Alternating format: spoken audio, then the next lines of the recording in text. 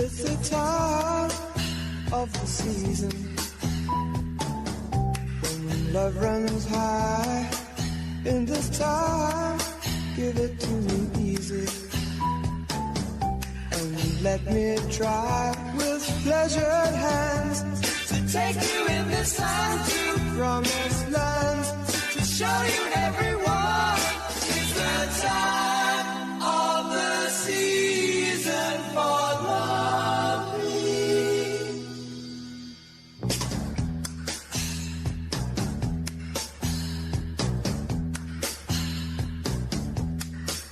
What's your name? Who's your daddy? He rich. Is he rich like me? Has he take us anytime to show you what?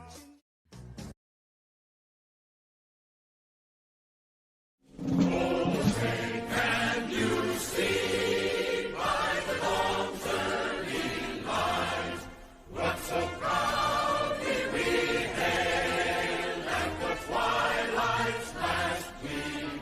Oh, Canada, our home and native land, true patriot love in all thy sons command.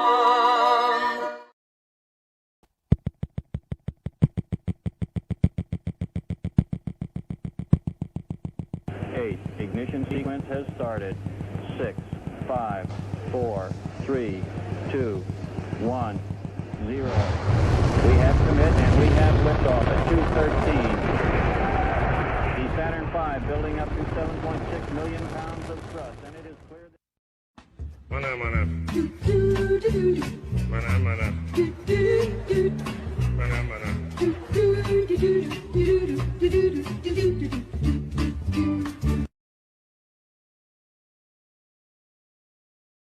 I love meat sticks. Who's with me? Who loves them? Who loves a good meat stick?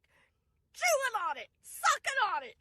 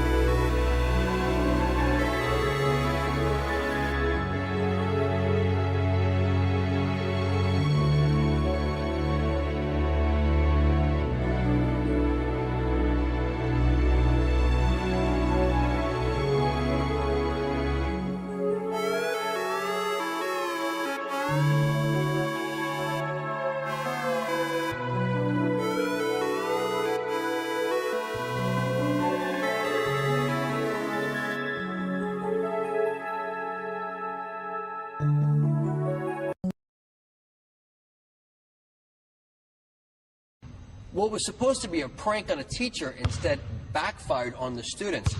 A blindfolded half-court shot that is now the talk of campus and beyond.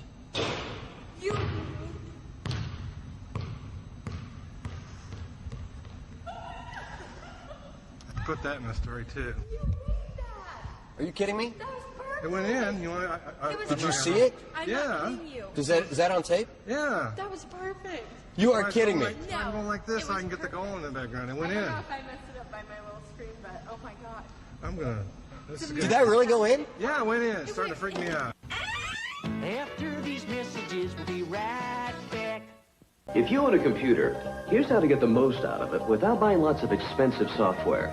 Get ready to write down a phone number and watch this.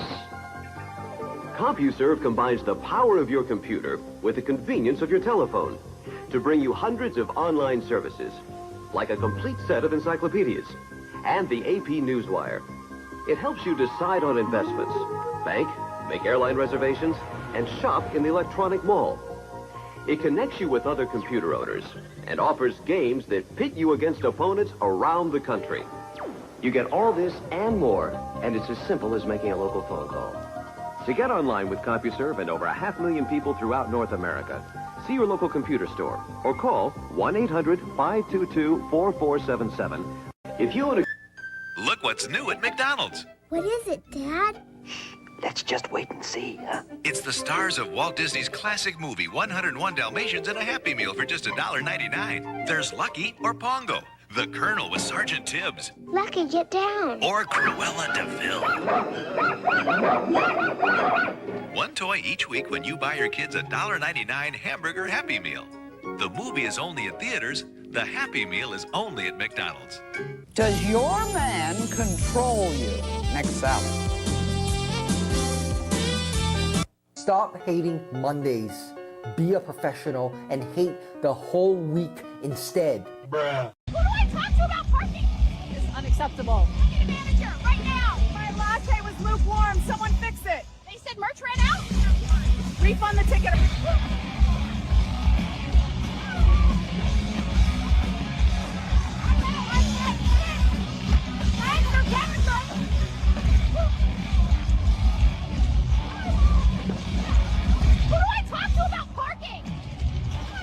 No, shove me! I need a manager right now! My latte was lukewarm. Someone fix it. Watch your back! They said merch ran out.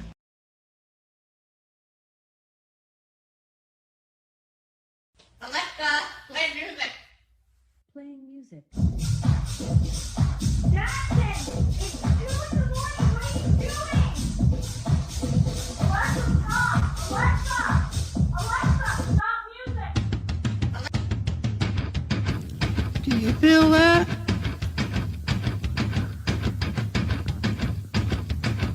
Do you feel that? Oh, shit.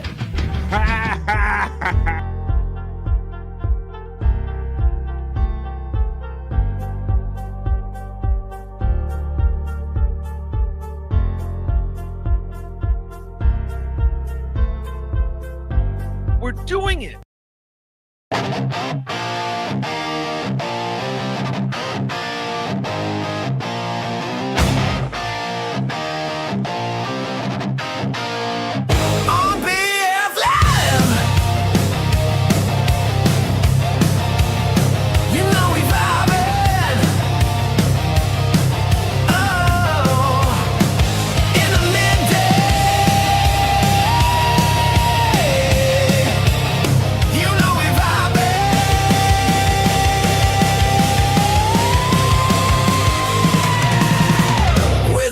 Chat family and the greatest panel of friends and all them positive vibes. Oh, it's BF Live. It's Thursday. Welcome to Thursday and welcome to BF Live, the vibe, folks. How you feeling today? I'll let you know Play the record how I'm today, feeling. it's needed. Here's the musical clue. How you feeling? What's good, everybody? It's Thursday in the Stream Show Hood. It's BF Live, the Vibe Stream Show 511. What's good, everybody? 12 o'clock straight up on the East Coast of the United States, where I'm coming to you from. I'm trying to turn off another light again because I got too much light on. Mercedes, the mellow, quite a nice fellow. Mitt 3T had a rhyme acapella. What's up, everybody? It is Thursday. I do feel good. April 2nd. A special day in my life and my family. Rest in peace, my father. It's my father's birthday, heavenly birthday. So happy birthday out there, Dad. I hope you're proud of me, Dad. Let's go. I feel good. It's April 2nd. If the rhythm feels good to you, baby, let me see. Oh, baby, what's good, everybody? I'm ready for a Thursday. I hope you guys are ready for a Thursday in the midday. Oh, this is my two-show day. I'll be doing a show 8:30 tonight. Baby. All right. BF. Tony, and Tony are going to sue you, BF. Well, I hope none of the three of them sue me. Welcome to Thursday afternoon, midday, and welcome to BF Live The Vibe. Like I said, it's Stream Show 511 right here on BF Live The Vibe, April 2nd. Yeah, once again, it's my father's kind of birthday. Happy birthday in heaven there, my dad. What are you guys doing for the next 3 hours? I hope you want to hang out here in the midday. This is what we do every day, Monday through Friday. We're going to do the not-so-serious news in just a few minutes after we do the opening chat family check-in. I got a whole sheet full of stuff written down here. I got some fun news stories and some other stuff we're going to get into. And like I said, it is Thursday, folks, so if you don't have time to hang around with me right now on this day part, hello. Just say a quick hello real quick. 8:45 tonight, I'll be doing another show with Chris. With who? Wait a minute. You guys know what I'm talking about. Let me get it the right way. It's one over. I got to pause Tony, which I did. And I got to play Chris fucking Abel? Yeah, that's right. We're going to do replayables tonight, hopefully at 8:45 East. It's usually about 9 o'clock on the 100 Proof Podcasting channel. We watch fun videos, we drink, smoke, laugh, and joke. So if this isn't a good time for you this part of the day, why don't you join me later on tonight and 8:45 East. We'll talk about that as the day and the show goes on. So welcome to Thursday and welcome to The Vibe. I got my bros backstage. We have chat family forming in the chat. We will get to the opening chat family check-in in just a few minutes. Let's bring our friends in right now and see what they've been up to and what's good in the Stream Show Hood with Scott and Bro Dog. We'll bring them in. What's up, man? Morning. Morning. Good afternoon or whatever. Yeah, you got an hour to go before you hit noon. How you doing today, buddy? All right, man. Doing it? Yeah, baby. The weather is super nice out here. I'm really soaking it in right now. 51 checking in where I'm checking in from, Scott. Yesterday it got up to 84 here. Yeah. 84. But now we're doing that kind of we're on the wavy part of the spring because I understand in the next 2 or 3 days we're going to be back down in the mid 50s again. So as long as it doesn't get like hella cold like that, all that snow and shit we got, I can deal with the mid 50s, bud. Did you fall for any April Fool's pranks yesterday? No, I can't say that I did, Scott. Nope. I did the show yesterday and turned it around, prepared the next one. And no, but we will. I'm glad you brought that up because we will talk about some of the things that went down on social media and corporately yesterday because for whatever reason, all these corporations and businesses want to kind of get a little heat from the, April Fools or whatever way they can. So we'll see how well it worked out for some of these products and things. And I also have a story about an April Fool's product that started out as a joke and it's an actual product now. But go ahead. Well, I was just saying I fell for one yesterday. It's probably, it really got me. Chris Thompson got me with the whole Jake Hudson thing. Going to have a debate. Oh, that was that. Oh, I didn't even know that wasn't real. That was good on you there, Chris. You get over there and probably 10 minutes in, he says April Fool's and it was over. Now, the only thing that I like, so there were a couple things that I was starting to nibble on. Like there was one thing that came up in my feed about we just in Baltimore here, we just recently had a controversial sports radio guy get fired. And so this other guy that's not as bad as him, he said he acted like he was going to hire this guy that really nobody likes right now and start like a positive vibe network or something like that. Wait a minute, that don't jive. And then I had to remember what day it was I was reading it, Scott. Yeah. Right. So I guess like I said, I nibbled on a couple little things. Go ahead. I was there with my Jake Hudson shirt, all my alt accounts to cheer him on, and nothing. And nothing. Chris just did a show. They know Jake showed up or nothing like that. Yeah, I just Chris just come on and said April Fool's, and it was over. Now, Scott, see a lot of people. Scott, that was it. So, Scott, I know that by having Angry Iguana shorts come up on my feed, that you have Jake Hudson doing something. We're gonna have to bring that to the hole at some point. Yeah. I saw that one today. Came up in my feed. I think something you've been wanting him to do. Is that the one? No. I just if it's the one I'm thinking you've seen the newest one I made of him. It was just I just caught him doing his own thing and I added some music to it on my own. Good shit, man. All right, well, I don't know if we're going to get around to doing the whole segment today, but I'm always up for that. But why don't we get down to bringing our next bro back in? I don't want him to dip on me again. I'm coming, Bobby. I'm coming, Bobby. Here comes Bobby Nick. He's coming. Deep butt cheeks, motherfuckers. Fuck yeah, we're doing it. We're having it. Captain Nick reporting for duty, sir. Bobby Nick on the poop deck right now. What's up? I got deep butt cheeks. And they're here on a Thursday. What's good, buddy? What you been up to so far? Not too much. I was on Peacock's show, The Morning High. Shout out Peacock. Reverend Wild Bill really expressed himself this morning about how his distaste for the April Fool's joke that Chris Thompson played. Wait a minute. He was really hoping that was real, and I think he's not a man that feels like he feels like he's been done wrong. He gets duped like that. You know? Have to consider the day. We were just discussing that, Bob. Right. Like I like nibbled on a couple like social media posts where that didn't make sense, and I didn't really respond to any of them. Luckily, my brain woke up in the middle of reading them, and I figured, oh, that's right. Today is April 1st. Honestly, hearing that we were going back to the moon. I was like, is that an April Fool's joke? You know, that's very good point there, Bobby Nick. That what the unfortunate timing that they're with all the the criticism or people thinking that maybe these moon visits aren't as real as some people might think they should be or whatever or are. Yeah. It's funny that they chose April 1st as it got pushed out. All these launch dates got pushed out to April Fool's Day. Yeah. Well, we're not fooling around here on BF Live The Vibe. Hey, Bob, I'm going to do an article when we get over to do the news. We'll talk about some of these kind of April Fool's pranks that went off out there in social media and stuff. I want to know. Yeah, bro. And I actually have, one of them was some of these companies put out products like that they would never otherwise sell. Well, one company got their feet held to the fire, and they actually invented the April Fool's product that they kind of put out there initially as a joke. It's now an actual product. So we'll get into that when we do the not so serious news, but we're going to do the chat family check-in. And I love that because that's where you guys party. And this is the vibe. You guys establish the vibe that we're going to hang it out here. We're going to talk. We're going to find out what's going on with the latest with the whole moon launch and everything. I came home yesterday from doing some stuff and I rewound it on my YouTube and watched the launch, so we can get a little live update of that. Actually, we're going to check in with the one and only Frankie McDonald. He's got an actual report about astronauts going up in space. Nice. I'm going to give you a story about a motorist that was fined $140,000 for excessive speeding when we do the not so serious news. I'm going to talk about that's a little excessive in itself, isn't it? Hey, excessive speed, excessive fines, maybe, Bob. Yeah, we'll discuss that and whether we think that this the fines are just based on the story I give you.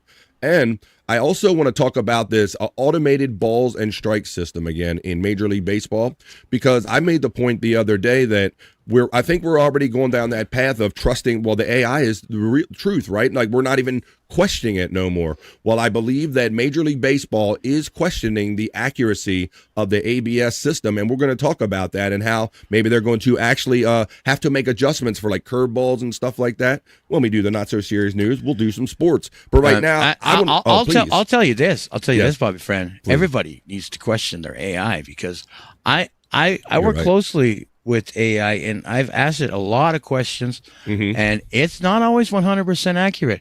If you ask it something a few times, you say it in a different way, sometimes you'll get a different answer. Absolutely, Bob. I've seen many examples of this already on social media. Yeah, I think it's just it's fastly pulling from all of its resources, and sometimes it gets it wrong.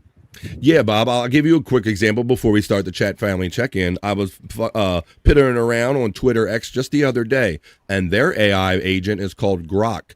And somebody used a picture of George and Lorraine from Back to the Future, a movie, right?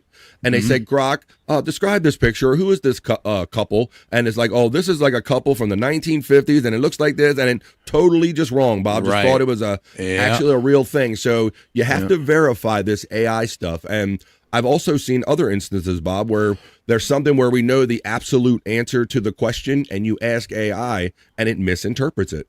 Yes. Yeah. But I bet you if you would have asked it, what movie is this picture from, it would have answered it accurately. And so, Bob, you make a good point. It's how a lot of times it's nuance. It's how you go about asking it. And I've seen people try to get AI more accurate by no, it's you said it was this, but it's not really that. So, all right, man. Well, we I don't think we're ever going to be probably doing too many shows where we're not either using or discussing some form of AI. For real. But hey, I want to get to the chat family check-in. Come on, you see what I did right there. This is where, Bob and Nick, you know how it goes here Thursday in the middle of the day.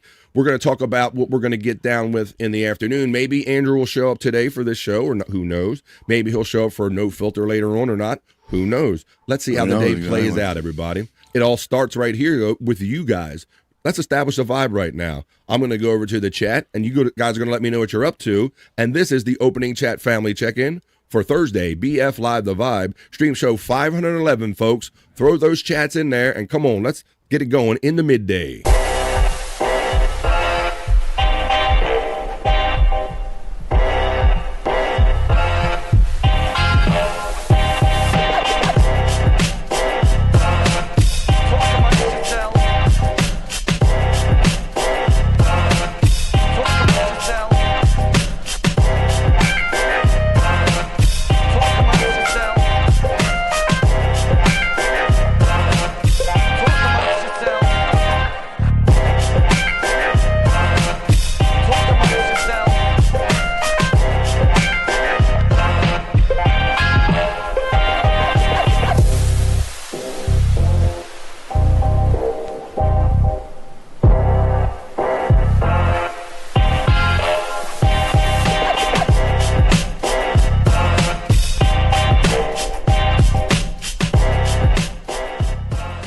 amongst yourselves.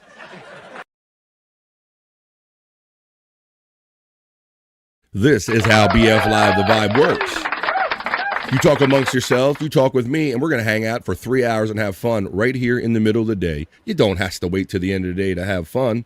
All right, ladies and gentlemen, post them if you got them, and let's have a Thursday. Come on, set the vibe. Let me know what you're up to. Let's go. Thank you, big sister Kathy, for throwing those $2 super chats in at the end of the show yesterday. I appreciate you. I see you in the chat already. Nice try, Buckshot Kid. At 8:17 this morning, Buckshot Kid attempted to say that I was late jagoff, but I hit that button right on the ones today. My friend Buckshot Kid is first in the vibe. There's Pecan 420. He says, Goonie Goo Goo. You begonias. He says, Unga Bunga. And what do you all gano? Let's go, Pecan.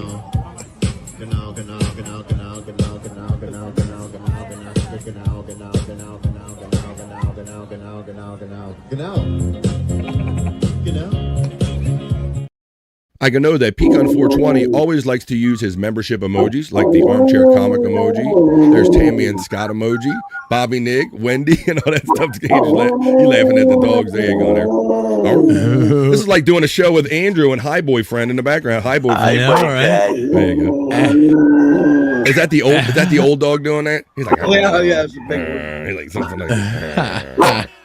Wow.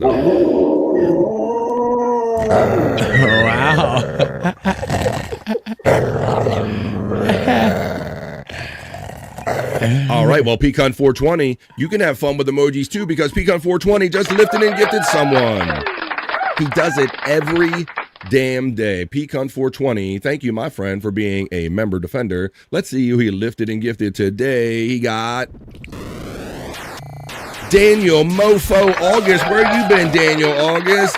Oh, wow. It says Danny Diesel on Pecan 420 seems to know that is Daniel August. Welcome back to the Vibe Chat family, Daniel August. Hello, Pecan, says my friend Buckshot Kid. No celebrity deaths today so far. Buckshot Kid is keeping his nose to the grindstone, seeing if anybody dies. Jim Fanning says, hello, good morning, good afternoon, y'all.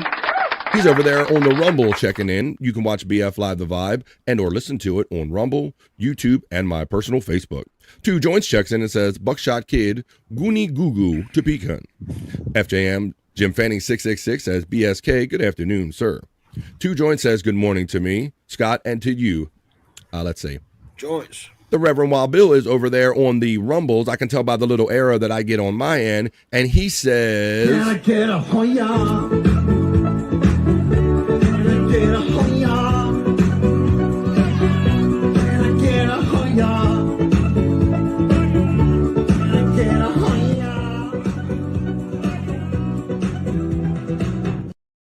Day party moves on with Wild Bill saying, what's all this brouhaha? Well, if there's any brouhaha, you brought it with you, the Reverend Wild Bill. Spawn checks in, a bro, and says, good afternoon, everyone. Holla at your boy. Holla at your boy. One more day to go, buddy. I think that's what you meant. Hey, Bob, Spawn reminds me of the lounge. I was in there in the chat a little bit yesterday. How did the lounge go yesterday? Oh, my God, Bobby friend. Everybody in there. Mother was in there. It was awesome. I haven't had an episode like that in a long time. I literally had to put off my other show by like 2 hours in order to get it done. I did hear you say at one point, I got to close the lines. Yeah, Jen backed out of her request, and I gave her credits back. Wow. You know? So, yeah, It went really good. Great show. Yeah, I stopped in a little bit in the chat as I was prepping today's show and said hello. And the fun part was, Bob, I did my best to entertain people in the chat when you were like, you clearly told people that weren't there. Some of them weren't there early enough. And Bobby Nick proclaimed at one point, he says, look, everybody, at some point during the show, I'm going to have to disappear for like a 15 minutes or so, something like that. But I'll be back, whatever, 15, 20 minutes, whatever. But I'll be back.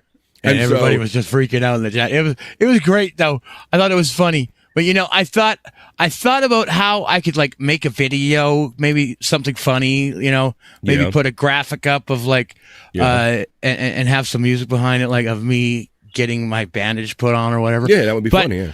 I can't play it. I can't execute it if it's in the middle of a song, right? I have to let that song play. I got to go to the door and open the door. So Yeah, I can't do it. So you would it's just have gotta to be like abrupt. dead You would air. just have to cut off abruptly whatever you had. Because I was saying, I said you should have played Freebird, but you made a good point in saying that you never know when she's going to come. So Yeah, she just exactly. comes. You got up and that was it. But yeah, maybe you have to work out some time. But I was trying, Bob. I was trying to do like I said, let's sing in the chat, and I typed in just a small town girl, and nobody bid. I'm like, come on, don't everybody got to know? Don't stop believing, right, Bob? Yeah. But some people were in there. I'm not going to blow you up, but some people were in there saying they don't really know the words unless they got the tune going along, which I can appreciate. Yeah, that. that's true. But yeah, so if you ever want to see that, Bob should be doing that again on Saturday. You're probably doing the lounge again, right? That's right. 2 p.m. Eastern. We'll be in the lounge. Fuck yeah. There you go. Spawn, good morning, brother. Brother, good morning from 2 Joints. Pecan 420 says, Reverend Wild Bill, Hoya, you old fart, you know. A pro hater, Wild Bill points at himself with his arrows. 2 Joints, Goonie Goo Goo from my friend Pecan 420. The Dixie Chick Mosh Pit. So the Karen Mosh Pit was part of the opening liftoff reel. I hope some of you enjoyed that, or all of you. Pecan 420 shouts out Spawn and says, my Begonian brother. Reverend Wild Bill says 2 joints, and he gets high, H-I-G-H. 2 joints shouts out to Reverend Wild Bill, right on back. Pecan 420 shouts out Buckshot Kid with the Hoya. The Reverend Wild Bill says hello to Spawn. FJM gets acknowledged by Pecan 420. Spawn shouts out 2 joints brother. There's the Nightbot running if you want to be a member here on the Vibe. For as little as $1.99, I'm legally required to love you long time. You can be part of the 2 Vibe crew. See, $2, and it's a Vibe, and you're the crew, and Scott will dance. And I'm legally obligated to love you long time. For as little as $1.99. Pecan 420, commish from Spawn. Flatulence, says my friend Spawn checking in. Flatulence.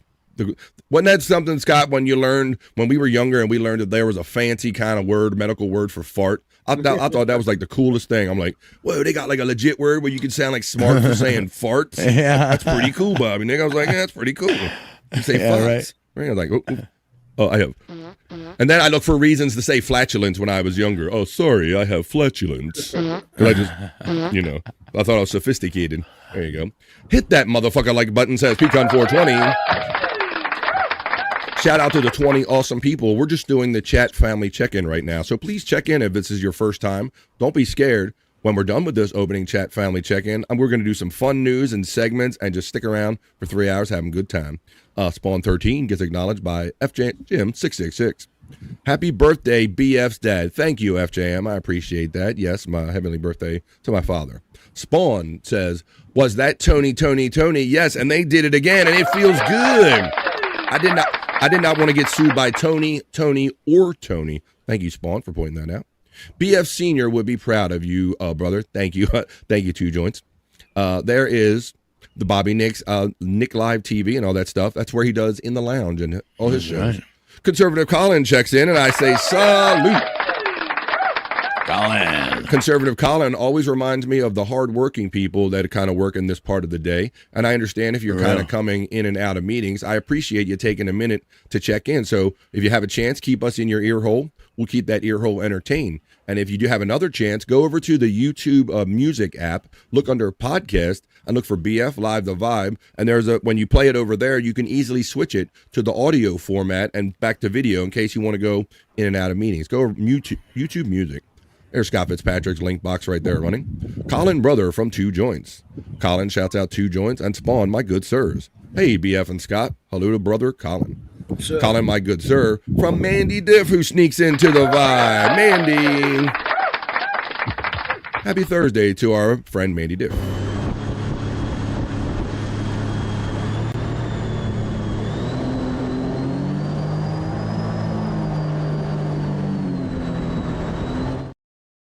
FCT.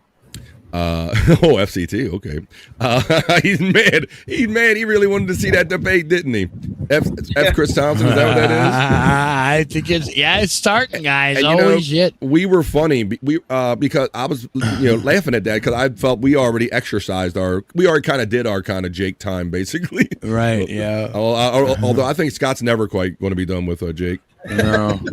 Scott's in love. Reverend Wild Bill is laughing after the FCT. Colin, good afternoon, sir, from the Reverend Wild Bill. Mandy Diff shouts us all out with all her emojis. Hey, Mandy Diff. Colin shouts out a hi, Bill and Mandy. The Reverend Wild Bill gets acknowledged by Mandy right there. Reverend Wild Bill shouts her right back. There's Widow Killer checking in and says, I was hoping the news about Ron Bennington was an April Fool's joke, but unfortunately it's not. I've been seeing that going around on Ron and Fez. Ron Bennington, he's been diagnosed with cancer, unfortunately. So, no. Yeah, that was a couple days before April Fool's, so that would have had a lot pre-planning. I don't think that's a no joke. So, prayers for him. Pecan 420 shouts out, Colin, my good sir. There's Pecan's socials writing right there. Mandy Diff gets acknowledged by Pecan. Pecan gets the love right back. Pecan shouts out, Widow Killer with the Hoya. Reverend Wild Bill says Chris Thompson made it sound like it was not an April Fool. So you got double duped. He scheduled a thing and then he swore to you. That's like, I swear I won't come to you, man. And then never mind. Hoya says my big sister Kathy. Thank you, Kath. I had to text her yesterday because this show is just 3 hours. I kind of write things down roughly, but you guys are cool enough to go back and forth with me, and we throw different content in. So in the shuffle of everything, I overlooked the fact that my sister gave me 2 very generous $2 super chats yesterday. So thank you, big sister. Widow Killer checks in and says, I forgot to ask Frankie when he was on yesterday if the Canadian astronaut. If there was a Canadian astronaut on the Artemis. I'm not familiar with that, if there is or not. Hey, I think I heard there was. Is it? I know. Back in the day, I always used to make the connection when they had the Canada arm. I know you had to be a big point of pride, right, Bob? When the shuttle used to have the arm and it had Canada on the side of it there. Yeah. But did you know they're actually not going? They're not going to the moon. They're just kind of flying around it. Exactly. But because when you're in your feeding and you're going astronauts moon going to moon, it kind of you would make that mistake. And then here we go. The launch was AI. Proof was shown. An airplane was flying, just disappeared right before and flew behind. Why? Like people, there are people that choose not to believe this before the fucking thing was even launched up. I don't understand. No matter what goes on in life, everybody's going to say it was fake, it was AI, it was bullshit. I don't know. I don't know. I think people just do this. I think that's a coping mechanism. Nope. They're fucking lying to me. I believe what I want to believe. You can't tell me shit. Nope. Coping. The cope is strong.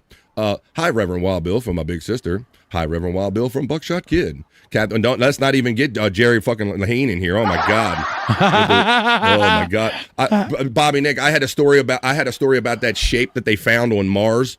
I'm nope, because if Jerry's in the chat, we'll never get off of that. So nope. I told you motherfuckers that there were shapes up on Mars. He'll be like that. Oh my God. Buckshot Kid says hello to Two Joints. Watch Jerry come out the woodwork now. Hello, Two Joints from Buckshot Kid. He's always usually around anyway. Reverend Wild Bill says Buckshot Kid, hi. Buckshot gets a love from my big sister. Hello, Spawn from Buckshot. Two Joints says Kathy, I hope you are well. BSK bro. Kathy Linder gets the love from Buckshot Kid. Mandy Diff shouts out Two Joints, Buckshot, and Widow Killer. Hello, Mandy Diff from Buckshot Kid. Kathy gets the love from Mandy. Got the ladies in the chat. Mandy, good morning, lovely, from Two Joints. Buckshot Kid says hello to me, Bro Dog, Scott, and Bob Nick. I started right on time, you son of a bitch. You thought you could see you, sir. I was sitting here when the timer clicked 0, my friend Buckshot Kid. What's good? Deep butt cheese. That's Bobby Nick said. Two Joints gets the love back from my sister. And hi, Mandy. Willow Killer? Space Nerd checks in on a Thursday on the Vibe. Well, yeah. I imagine there's a good chance we'll be seeing her in the Replayables chat tonight. Hopefully Replayables goes down, we'll talk to Chris Abels and all that stuff. But let's welcome our friend Space Nerd with the Terry Nee produced little welcome ditty that he made just for her. Happy Thursday, Space Nerd.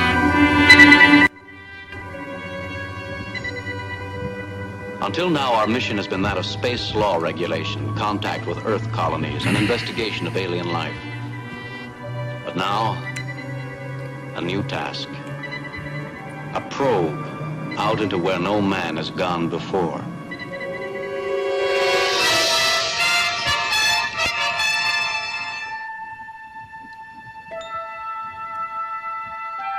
Space. Nerd. These are the voyages of the Starship Enterprise. Space Nerd is excited. She was talking about wearing her blue astronaut suit which I don't know if it, her blue astronaut suit. I can picture Space Nerd sitting around her house with like some weed and in her blue astronaut kind of suit, excited about the launch yesterday. Space Nerd. Hoya, you Hoyas.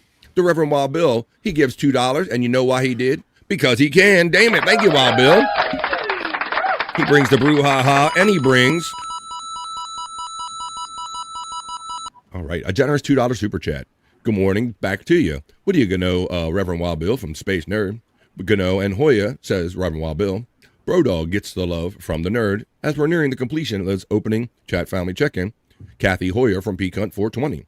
Hello, Spice Nerd from our friend Buckshot Kid. Hey, Space Nerd from Kathy. Space Nerd gets the love. Oh, it's Thursday. That means it's a sexy Thursday here on the Vibe. Hoya Kathy from Space Nerd. Nerd Hoya from Peacunt 420. Peacunt gets the love right back. Nerd, I love all the greetings back and forth. I'm going to let you guys do that stuff, and I'm going to get to the bottom. Just looking for anybody that we haven't said. What's that? Hoyoa?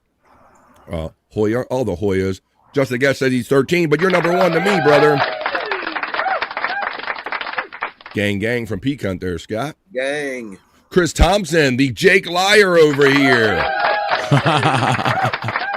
Say these April Fool's jokes get you in trouble there, Chris Thompson. Yeah, I'm going to do an April Fool's story about some corporations that put out some silly products, and one of them actually came to be.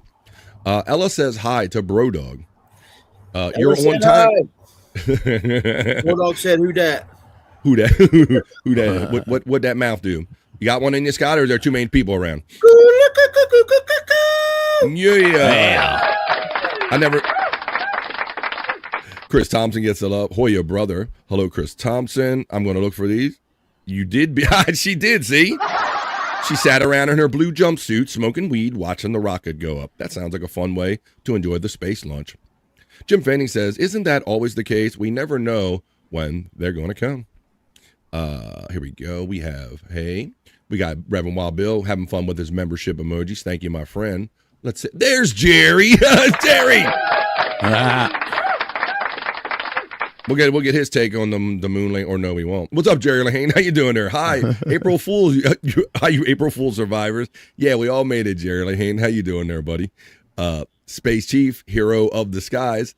Thank you, everybody. Colin, good sir. Great energy in the chat. This is why it's BF Live, the Vibe. Artemis, Mandy Diff, look at this. Yep. Hello. Great energy. Talking on my way to work. We're scanning through. Fuck cancer. I agree. Absolutely. We're talking about Ron Bennington and all that stuff.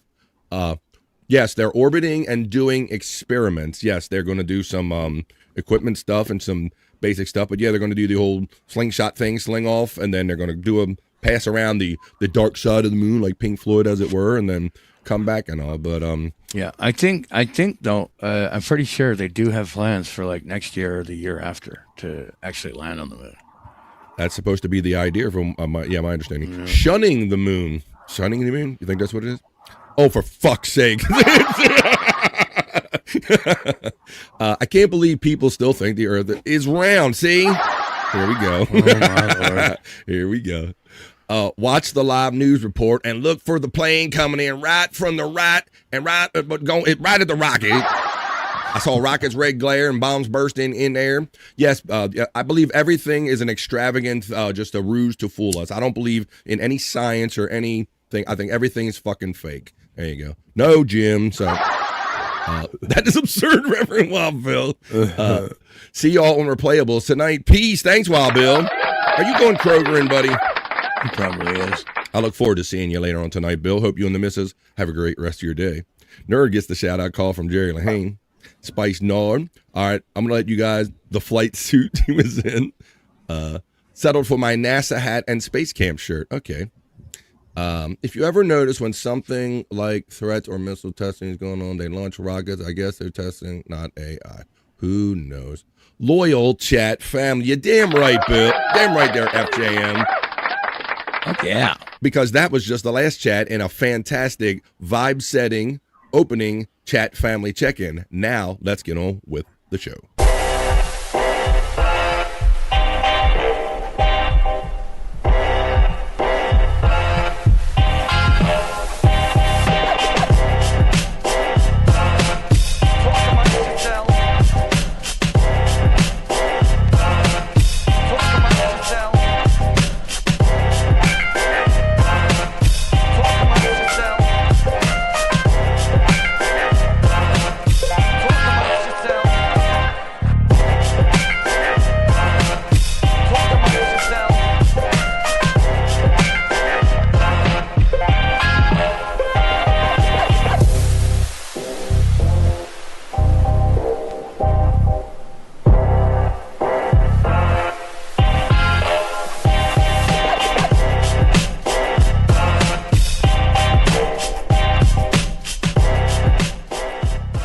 talk amongst yourselves.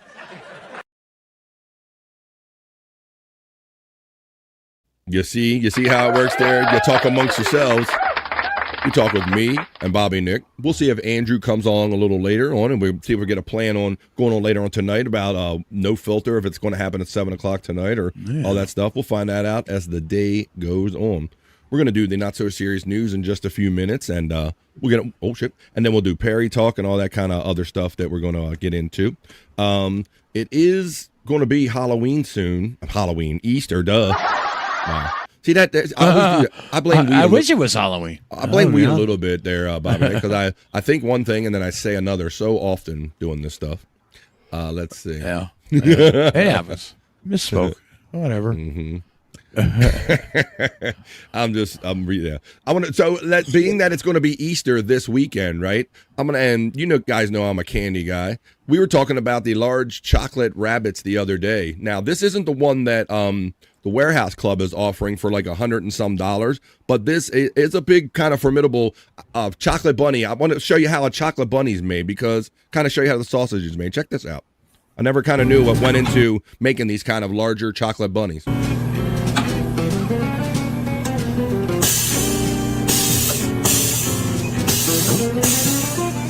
So they shooting the chocolate into like a steel mold there, Bob. And look how they carefully make sure like that every crevice is filled. Yep. And then look at this machine they put it on, bro. To make sure it runs and gets thin and goes in every crack and crevice. Look, they snap it open.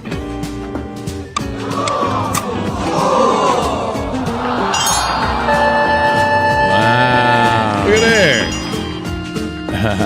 That's pretty cool. I just thought it was like a straight up mold or injection mold or something, Bob. I never really pondered it overly. Yeah. Well, there you go. So that might be how some of your favorite chocolate. I would never be able to work in a place like that. I got a chocolate. I'm a chocoholic. Chocolate rain. Don checks into the vibe. Says chocolate rain. Hey now, chocolate rain. That's right. It is just around the corner. I'm just a poop machine, and I don't poop for nobody but you. I don't think I said poop machine. Don gets a love. Chocolate rain. Dirt Nerd gets a love right back from Don. I would love some chocolate rain. You know what I'm thinking about singing? Raise hands. Chocolate rain. Yo, 2 joints from Don checking in. Dressed like a woodworker to make a hollow bunny. It's real, man. Oh, hey now there, Don. Hey there, Don, from our friend, the Space Nerd. And to that, I say... Oh, hey, guys. How you doing? All right. Let's see, Pecan 420. Oh, hey, Don. Yeah, so I thought that was pretty cool there. Pretty interesting. Let me see. I got another thing. I'm going to show you like a thing or two before we get over and do some fun news. I want you guys to help me with the news. This is news and comment. We're going to have some fun stories. The not so serious news. Guys, I found this guy in my feed, and now he keeps coming back. And I think this guy he speaks some real shit, man. So the Creed guy, I'm calling him the Creed guy, Bob. Remember the Creed guy, Bob said, if you're having a bad day, just crank up some fucking Creed and all that stuff. Well, he's got some other words of wisdom, this time for the rock band August Burns Red. Listen to this. Creed guy. Yeah, August Burns fucking nothing, bud. You guys been a band for like 800 fucking years and just not even one fucking Creed cover song. Just you, wasting everybody's fucking time. Wow, dude, mediocre fucking shit drums. Mediocre fucking shit guitars that literally anybody could do those ruffles on the guitar, like your shitty guitar people. And then even worse singer that sounds nothing like the greatest of fucking all-time Scott Stapp. So I got an idea. Maybe you guys skip practice today, watch some badass Creed videos, and maybe change your name to August with Arms Wide Open. Got a lot of way cooler fans than probably the loser fans you have right now. So just get to stepping, grandpas, make some fucking Creed songs, and maybe if you come to Florida and do Creed covers, I'll pay the shitty $2 to watch your shitty rock and roll show. And again, just do better, guys. I love fucking like misdirected passion, or like that passion, like so much passion for like something like Creed like that it applies to everything like that. That shit is funny. All right, well, Let's check in with our boy. We're getting about ready to do some not so serious news in just a minute. I got a news desk over there, and I'm going to do some fun stories. You guys have to help me with, guys and gals. It is Thursday here on The Vibe. It's going to be not so serious news. It's going to be fun. But next, I'm going to bring in our bro now. Fingers crossed, everybody. He's my friend. He's yours. He might want to talk about sports because some people know him as the human sports ticker. He's Andrew. Here's Andrew. Oh, boy. Here he is. Hot off the press. Here he is. He's ready to go. Like fire. Calm down, Andrew. Andrew. Coming in hot. Andrew's coming in hot. Staring at something else. Coming in hot. How are you? We're good, Andrew. I'm just... Nice shirt. Thanks. You're looking good. Joking. You're looking good, buddy. It was a fucking joke. Yeah. It's Hello Frisco. It's very gay. I didn't know it was breast cancer awareness month already, Andrew. You half a homo. Lighten up, Pinky, says Electric Head Gino. Dude, high energy tomatoes we're gonna throw at him today. Hey, Gino Bones. All right, well, he came in hot, too hot. Some say it was 3 hot. We got birds chirping. The only thing we're missing is crickets here pretty soon. Cricket. Oh, jeez, there you go. Well, we got that taken care of, folks. All right, Andrew has stepped into the vibe. Well, Yo. All right, Andrew. Well, I only want you to comment on stories and stuff. Let's have some fun and everything. I'm about ready to go over to my news desk and do some not so serious news. And we're going to talk about possible computer adjustments to the zones of the automated balls and strike system. Oh, God. I told you the other day, I said, I think we're already making that mistake, Andrew, where we're not even questioning. We're like, well, the robot is the ultimate, it's correct, right? It's got to be correct all the time. But I don't always think that's the case because, sometimes breaking balls come in at different angles. We'll talk about it when we do sports. That's when I'll get your opinion. And that's what we're going to do right now, folks. I'm about to run the element, and I'm going to make my way over to my news desk. I want you guys to comment on these stories because that's what makes this fun news. That's what makes this the other news. That's what makes this the not so serious news.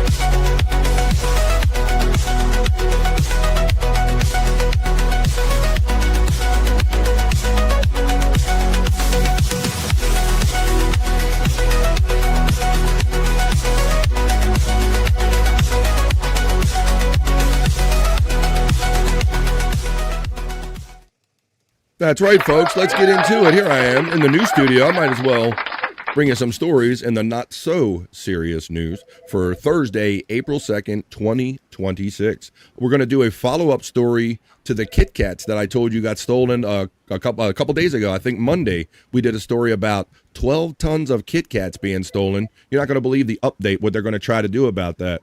But first, we're going to talk about top April Fool's pranks is our first story in the not so serious news today. Let's talk about some of the corporations and kind of social media hits that went down yesterday for April Fools. It says top April Fool's Day pranks are Keebler toothpaste and UGG umbrellas. You got matcha. What? It sounds like UGG umbrellas in a minute. Andrew's got the phones going over for the telethon. Hi, folks. If you could just keep this operation running, if you could just call and Andrew will talk directly to you, folks. If you just give a couple of dollars, we're having a marathon, everybody. But no. All right, let's talk about these Heinz Perfect. What's that? Matcha mayo. Let's see what they got into. Whether we like it or not, April Fool's Day is once again upon us, and with it comes the inevitable annual parade of corporate jest, japes, and jokes, including an umbrella for your Uggs and Butterfinger flavored ramen. Oh, that'd be good. Oh, shit. Well, that's funny. Interesting you say that, Bob, because this is what they do. They intrigue people with this fake shit, and they actually want it. And I'm going to give you an example as part of this story. I'm going to give you an example of something that actually they had to make because they fucked around and found out, I guess. Yeah. It says, Some of this year's other notable corporate-approved attempts at humor include chicken sauce-flavored Coke, Keebler cookie toothpaste, and a hydrating mask for your most personal of areas. Here are the what? Keep yeah, you like balls fucking hydrated? Let's get through it, Bobby Nick. That's why we're doing the not so serious news. I keep mine in a humidor. Hi-oh. keep my Jones. Now I'm going to get a visual of that. That's all I need. Thanks. Let's talk about it says here are the 11 of the top April Fool's pranks of this year. Cane's chicken. Matter of fact, I just had some Cane's last night. Cane's chicken is so damn good. You had you got it down there in your area, Andrew? Yeah. Yep, they got the crinkle fries and they give you a piece of Texas toast. I got the 3-finger thing yesterday, Andrew. 3-finger meal. Well, Andrew, check this out. For April Fools yesterday, they said we got Cane's sauce, Coca-Cola flavored.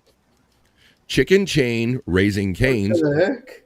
enlisted the help of Hollywood star McKenna Grace to unveil Cane's Sauce Coke, a hoax variety of Coca-Cola inspired by the eatery's signature sauce. Fortunately for America's collective arteries, the sludgy soda sauce hybrid is not available for purchase. But look at the bottle right there, guys. This is what they said. They were going to make Cane's flavored Coca-Cola, like sauce. Looks like sludge. It does. Yes, it does. They said that in the arteries, right? Stop this nonsense, you little bastard. Wait a minute. 3 fingers, 2 in the pink, 1 in the stink. No, not that 3-finger combo. No, you got to take me out for drinks first before you get that combo. Hi-yo. Here's our next item. Dude wipes butt mask. There's Bobby Nick. Dude wipes butt mask? What? Butt mask to protect your most intimate of areas. Keep it kind of moist. Dude Wipes, the most masculine of wet wipes brands, unveiled a new skincare bar product billed as the industry's first targeted hydrogel patch designed specifically for your third eye. Just pop this soothing gel disc directly on your target. Third eye meaning the anus? There you go. Whoa, there you go. Well, look who's been around here for a minute, guys. Let's see. Well, let's check with the judges on that. No, he was right, judges. He was right. Let's look. They actually have a picture of what it might look like, guys. Look at this fucking thing. Look. Look at this. Let it rip. Butt mask, folks. There you go. Let it rip. Dude wipes. So some people might want that one right there. They put it on your chocolate starfish. Andrew just signed in. Wait a minute. Did he? Is he on his page? Did he? Yes, I did. Son of a bitch. Oh. Butt masks are great just as long as it doesn't smell like poo and fish. Wow. Hey, Andrew Rittenoff says hi, and to let you know he got your message and he's just dealing with a lot of personally right now. He'll reach out soon, but he loves you, man. There you go. Yeah, Andrew. Everybody's got something they're dealing with. Well, this all circles back to bidets and facials for your butt. I guess so. Facials. But facials. Let's look at we're going for if you're just joining. Yes, Andrew. Yes. If you're just joining us, we are going through some of the top April Fool's prank items that were kind of put out yesterday. Just Rolls DePuff. Were you pranked? No. Jesus Christ. Just Rolls DePuff sheet mask. Speaking of skincare, a pastry company named Just Roll introduced the DePuff, a sheet mask made of puff pastry dough. Yes. Promising 300% increase in buttery smooth skin, with 9 out of 10 experiencing the sudden urge to host a brunch, Just Roll said. Because why reduce puffiness when you can also increase puff pastry cravings? There you go. I was going to Scott. I'm going to get it going again, Scott. I'm about to ready to get it going again. Let me find my door things. Here we go. The next story in the not so serious. I just dropped my. Hang on, I dropped my mouse on the floor.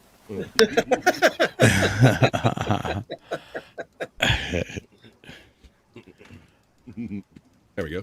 I was fucking around and my mouse hit the floor. All right.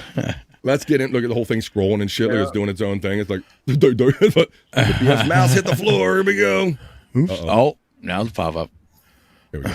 All right, let's get back into the story. There we go. There's the dude butt. Put it on your chocolate starfish if it gets a little warm, folks. Here's the puff pastry. Look at there's a pastry mask. This is what you're supposed to do. Put on your face. Let's see. What do we got in here? You guys are awesome. Our next story, Ugbrellas, folks. It says Ugg, the shoe company, those overpriced shoes.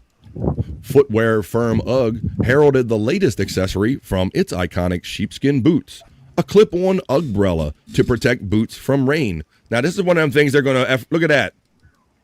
People are going to, my Lord. People are going to want this stuff. They are. Let's see. All right, there's Ugg umbrellas. How about Terry's emergency segment phone case? Not Terry Nee, but there's a chocolate company, maybe if some of you might be familiar with. They make that chocolate orange that breaks apart. You ever see those, Scott? Oh, I'm not sure. I don't think so. It's like an orange. I know exactly what you're talking about. Bobby Nick knows. Literally they shape it like an orange, and it's basically a bunch of wedges. Basically wedges. They would be like if it was an actual orange. Right. They put them all together, and it's flavored. It's chocolate. That has orange flavoring to it. A chocolate orange. I'll show you right here. It says Terry's Chocolate, the company best known for its iconic chocolate orange, shared a photo of a phone case designed to carry an emergency piece of their sweet treat, Bob. Check us out. This is the world's first high-tech phone case designed to carry chocolate, Terry said on social media. We're making a big step into the world of heat-controlled technology, determined to keep your Terry's in perfect condition in an emergency. Look at this. So they're saying you just break this open. This was one of the April Fool's corporate items yesterday that we're kind of going through. See those little pieces of chocolate right there on the ground? Yeah. Well, they put all those together in a circle there, Scott, and they make a faux chocolate orange. Yeah. My wife enjoys these around Christmas, but I've been seeing them more often now. Yeah, you crack them open interestingly, too. Yeah. You pop it on the table, and it's in foil. Yeah. Yes. Our next item for fake items for April Fool's yesterday was Mash Gang Office Keg.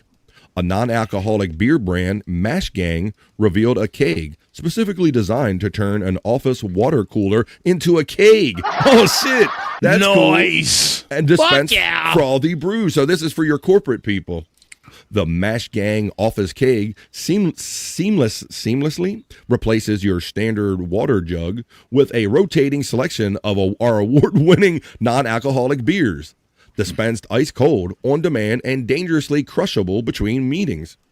The company said, no more sad hydration, no more pretending sparkling water is exciting. This workplace culture is upgraded. Look at that. Mash Gang. Jeez. It will convert your office water cooler into a non-alcoholic beverage dispenser. What is Chossable? Chocolate company Monty Bojangles, never heard of them, teamed with cheese snack brand Baby Bell to create the Chalky Bell, a cheese snack that replaces Baby Bell's iconic wax shell with one made from chocolate. Oh, they chocolate-coated Baby Bells. As part of the rising charcuterie movement, Choco Bells reimagines the iconic Baby Bell snack with a chocolatey truffle exterior wrapped around a smooth cream cheese center, Monty Bojangles announced. Oh, look what they did. They put chocolate on the bells.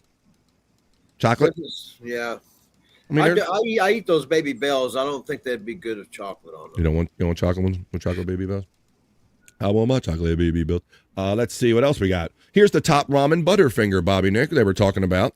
We're doing the not so serious news, and we're talking about the top products that were kind of put out there yesterday for April Fools. Another culinary collaboration was announced by noodle company Top Ramen and candy bar Butterfinger.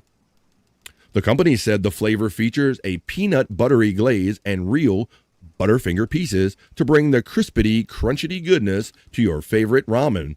Top Ramen Butterfinger flavored right there. And Bob, you didn't seem too opposed to that. I would try it. They're going to mess around, and this might have to be coming out soon.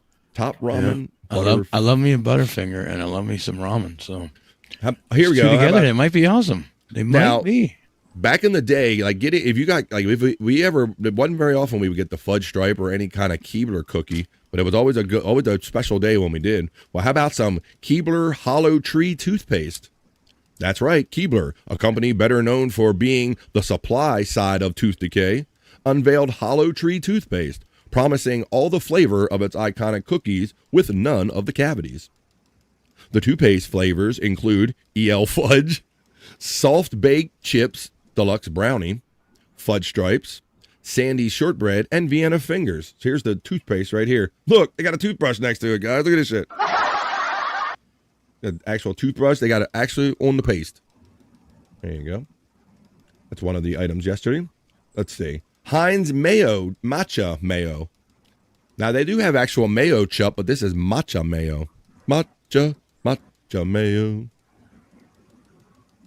All right. Condiment company Heinz teamed up with matcha company Perfect Ted to bring the matcha latte trend into the world of spreadable sandwich toppings. Matcha mayo is described as a bold new take on your favorite sauce, inspired by the flavor everyone's obsessed with right now. Matcha. How about, what is Cologne by Metro? Wireless provider Metro, owned by T-Mobile, is giving device fans a chance to smell like a new phone with their fragrance Cologne. Get it? Cologne. A unisex homage to the unmistakable scent of a brand new phone. Crisp and clean, a first-of-its-kind fragrance that lingers just like the moment of getting a new phone, the company said. Look at the... Oh, they actually got a commercial. Let's run that.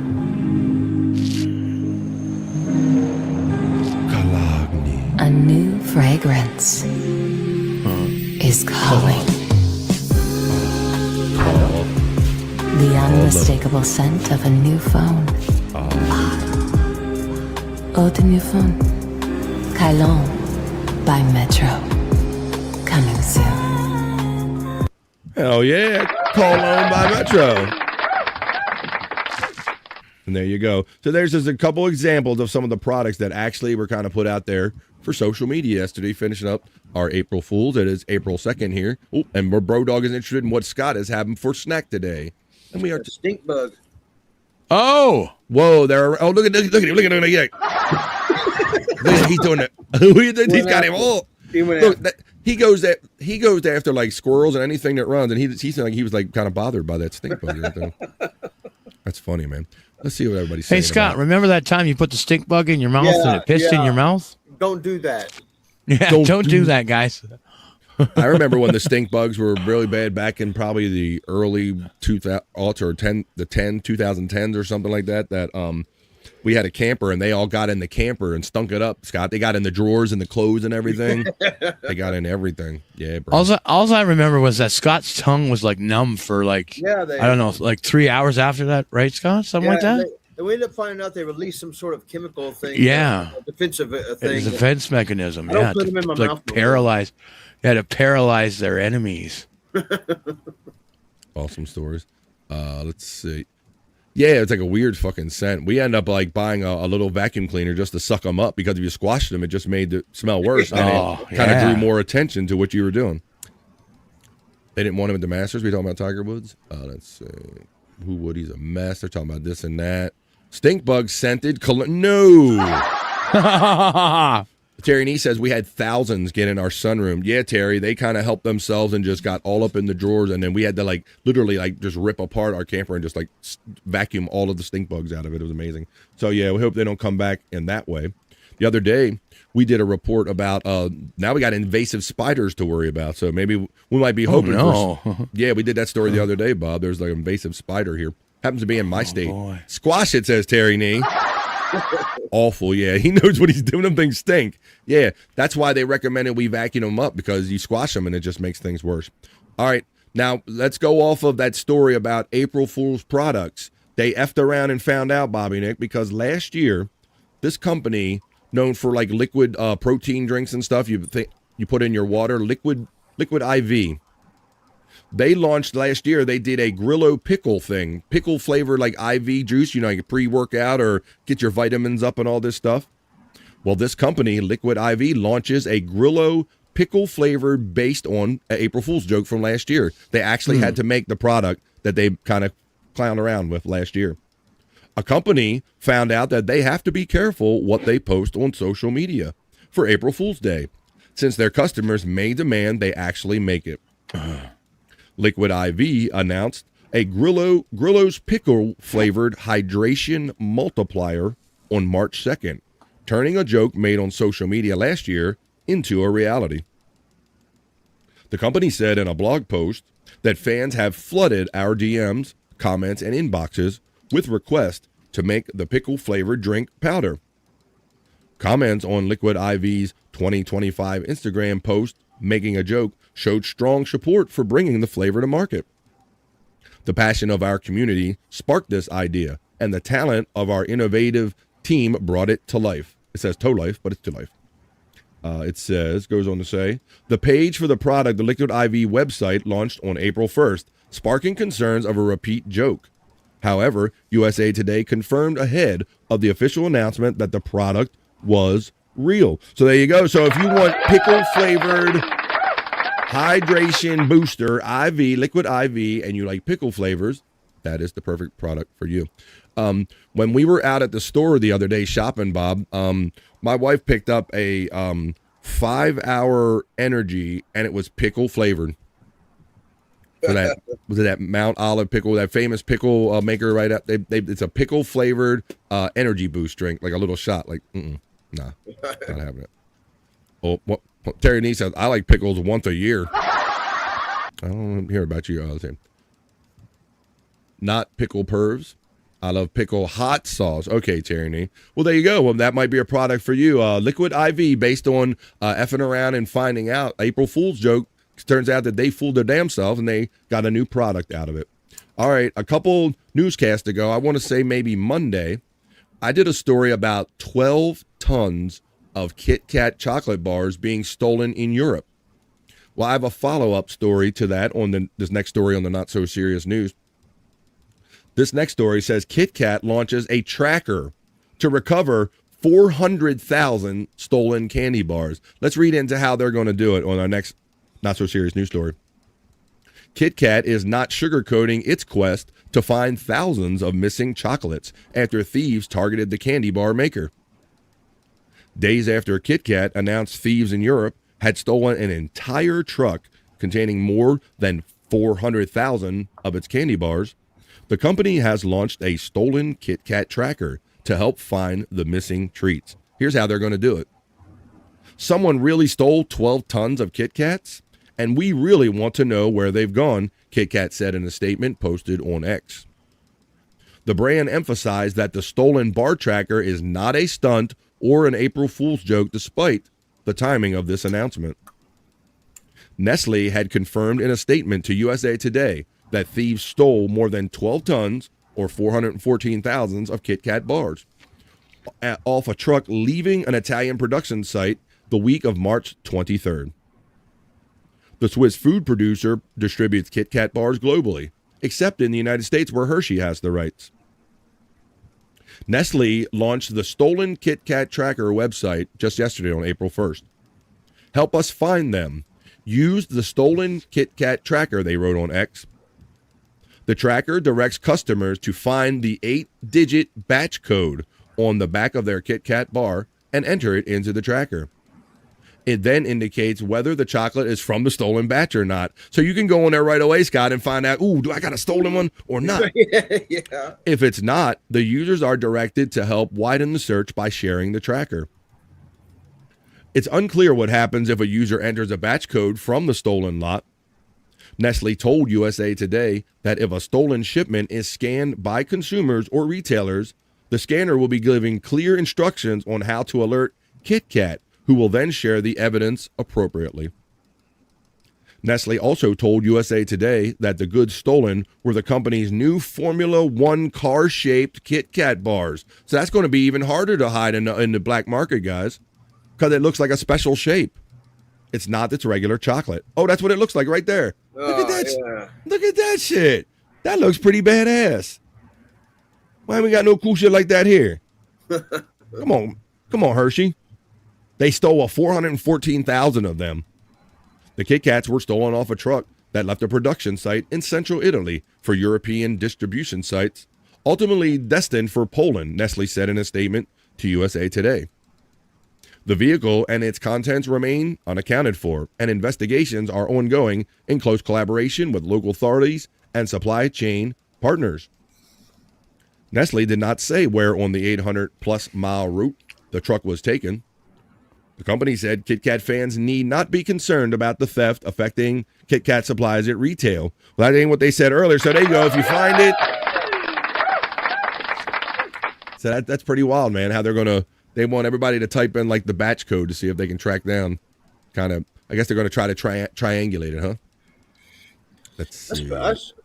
For the people who selling them, it's probably hard for them to keep it from melting. They got to have like a facility or something, right? Good point. So that could help narrow it down. I don't know how long the truck will keep them fresh, but that's a good investigative point, Scott. And the fact that I think it's even worse for them that they're a special edition, because if they were just the regular bars, you could pass them off, you think, but I guess anything with a batch code they're going to catch up to. Do they ship those to Reseda?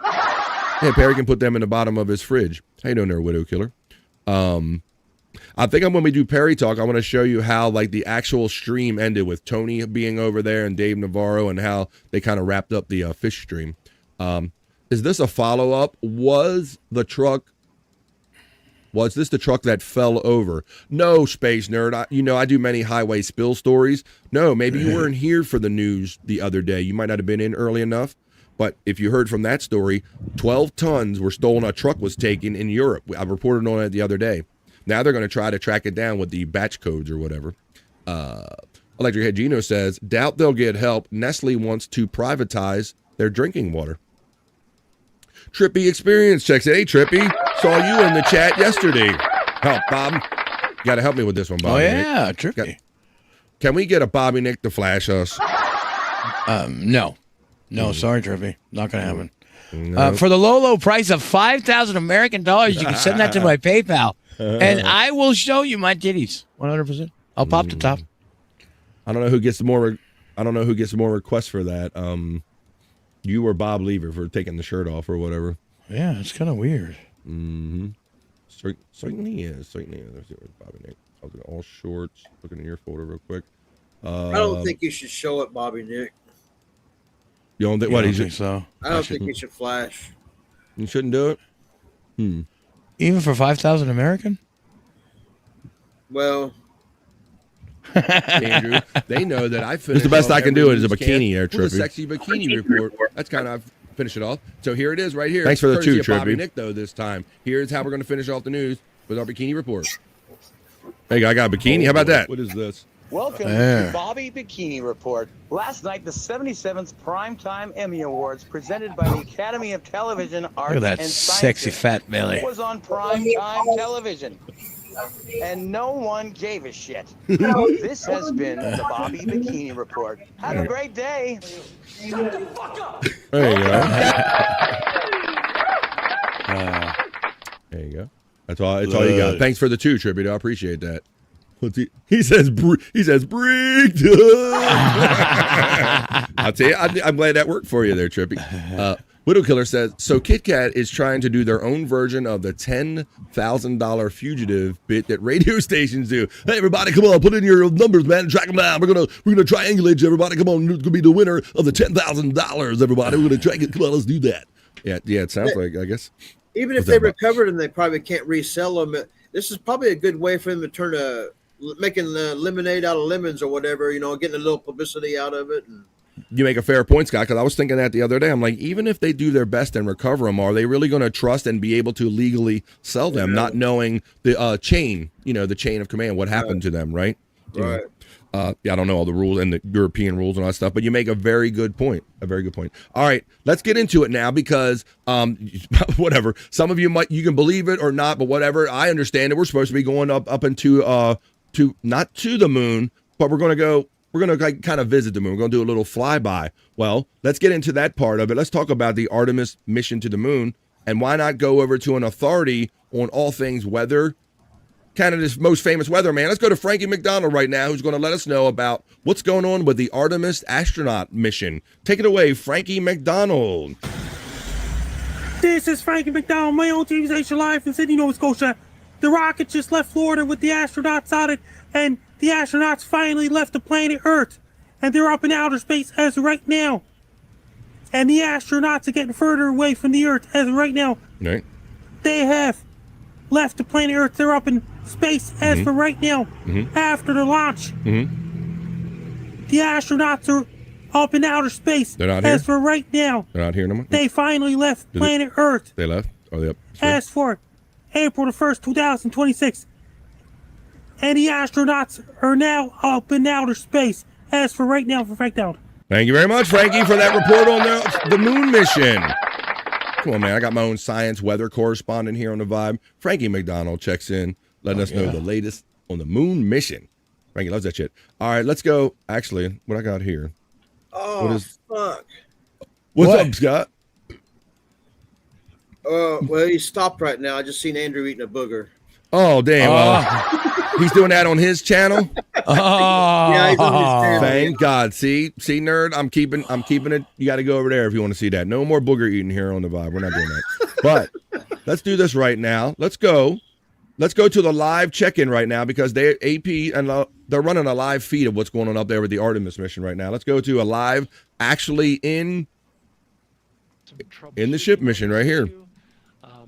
Going to follow, of course, along closely with what they learned. But again, a battery temp for one of the two batteries on the LAS is out of spec, and the team is working to understand, first of all, whether or not this may be a sensor issue, or is there an issue with the battery itself.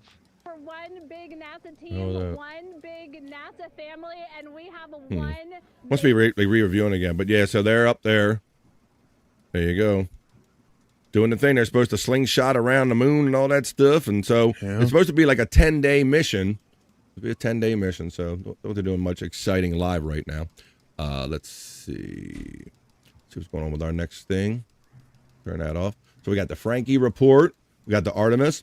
All right, let's keep going on with the not-so-serious news. We're going to take you right up to the 1:30, to the halfway point of BF Live The Vibe. We'll try to wrap up the news by then. And then after that, we're going to do Perry Talk and Terry Knowledge Breaks, and we got to do Juicy Man Meat and Bricked Up, and stick around having fun. If they ever figure out how to deal with the gravity problem on Mars, they have to send Frankie so he can give us the Martian weather report. Look, guys, Frankie McDonald. I got my very own channel up here on Mars. I'm doing the Mars weather report. All right, let's do this next story in the not so serious news, and there's a reason I call it that. To the moon, Artemis. No, it's Alice. You know that. To the moon, Artemis. And don't they now the capsule? I think they call that Orion or something. So Orion or whatever. Whoa. Great song by Metallica. What's that one, buddy? I said great song by Metallica. Orion. You've heard it? It's an instrumental. I've said that wrong my whole life. I've always called it Orion. No, Scott, because I remember calling it that when I was younger, and then I was corrected. Orion? All depends on where you're from. If you're from America or from the Orion. What I've always said is Orion. Yeah, it's Orion. All right, It's well, Orion. I don't know how many people out there still deal with strollers. I mean, back in the day, we had like the collapsible baby strollers, and sometimes, but there can be like they're almost like jigsaw puzzles. Some of them can be like you have to know like what order to do things in, like pull this, twist this, smack it up, flip it, rub it down. Oh no! Well, apparently, Scott, people at an airport recently were quite amused by watching some luggage handlers trying, like they handle like every kind of thing that comes along, but they were amused watching these luggage handlers trying to handle an actual stroller. The stroller was kicking their ass, and it kind of turned into a competition, if you will, or kind of a show, unintended show. A stubborn stroller sparks chaotic airport showdown with the baggage handlers in a viral video. Well, it says so they were basically putting on a show for the people on the jet bridge. Two baggage handlers went viral after battling a stubborn baby stroller for several long minutes. The scene unfolded at Kansas City International Airport as travelers watched the struggle from a jet bridge above the tarmac. Jason Fallon, who was waiting to board a flight to Denver, started recording when he realized two workers were completely baffled by the baby gear. He said, "I only caught the very end. They had been trying to figure it out for like 5 minutes. It was comedy gold." So let's figure out. So I think any like father or any like people that don't normally deal with strollers like this can maybe kind of look stupid babies. Watch this. After these messages, we'll watch this video here. So at Blackout Coffee, we are deeply concerned about America and our values.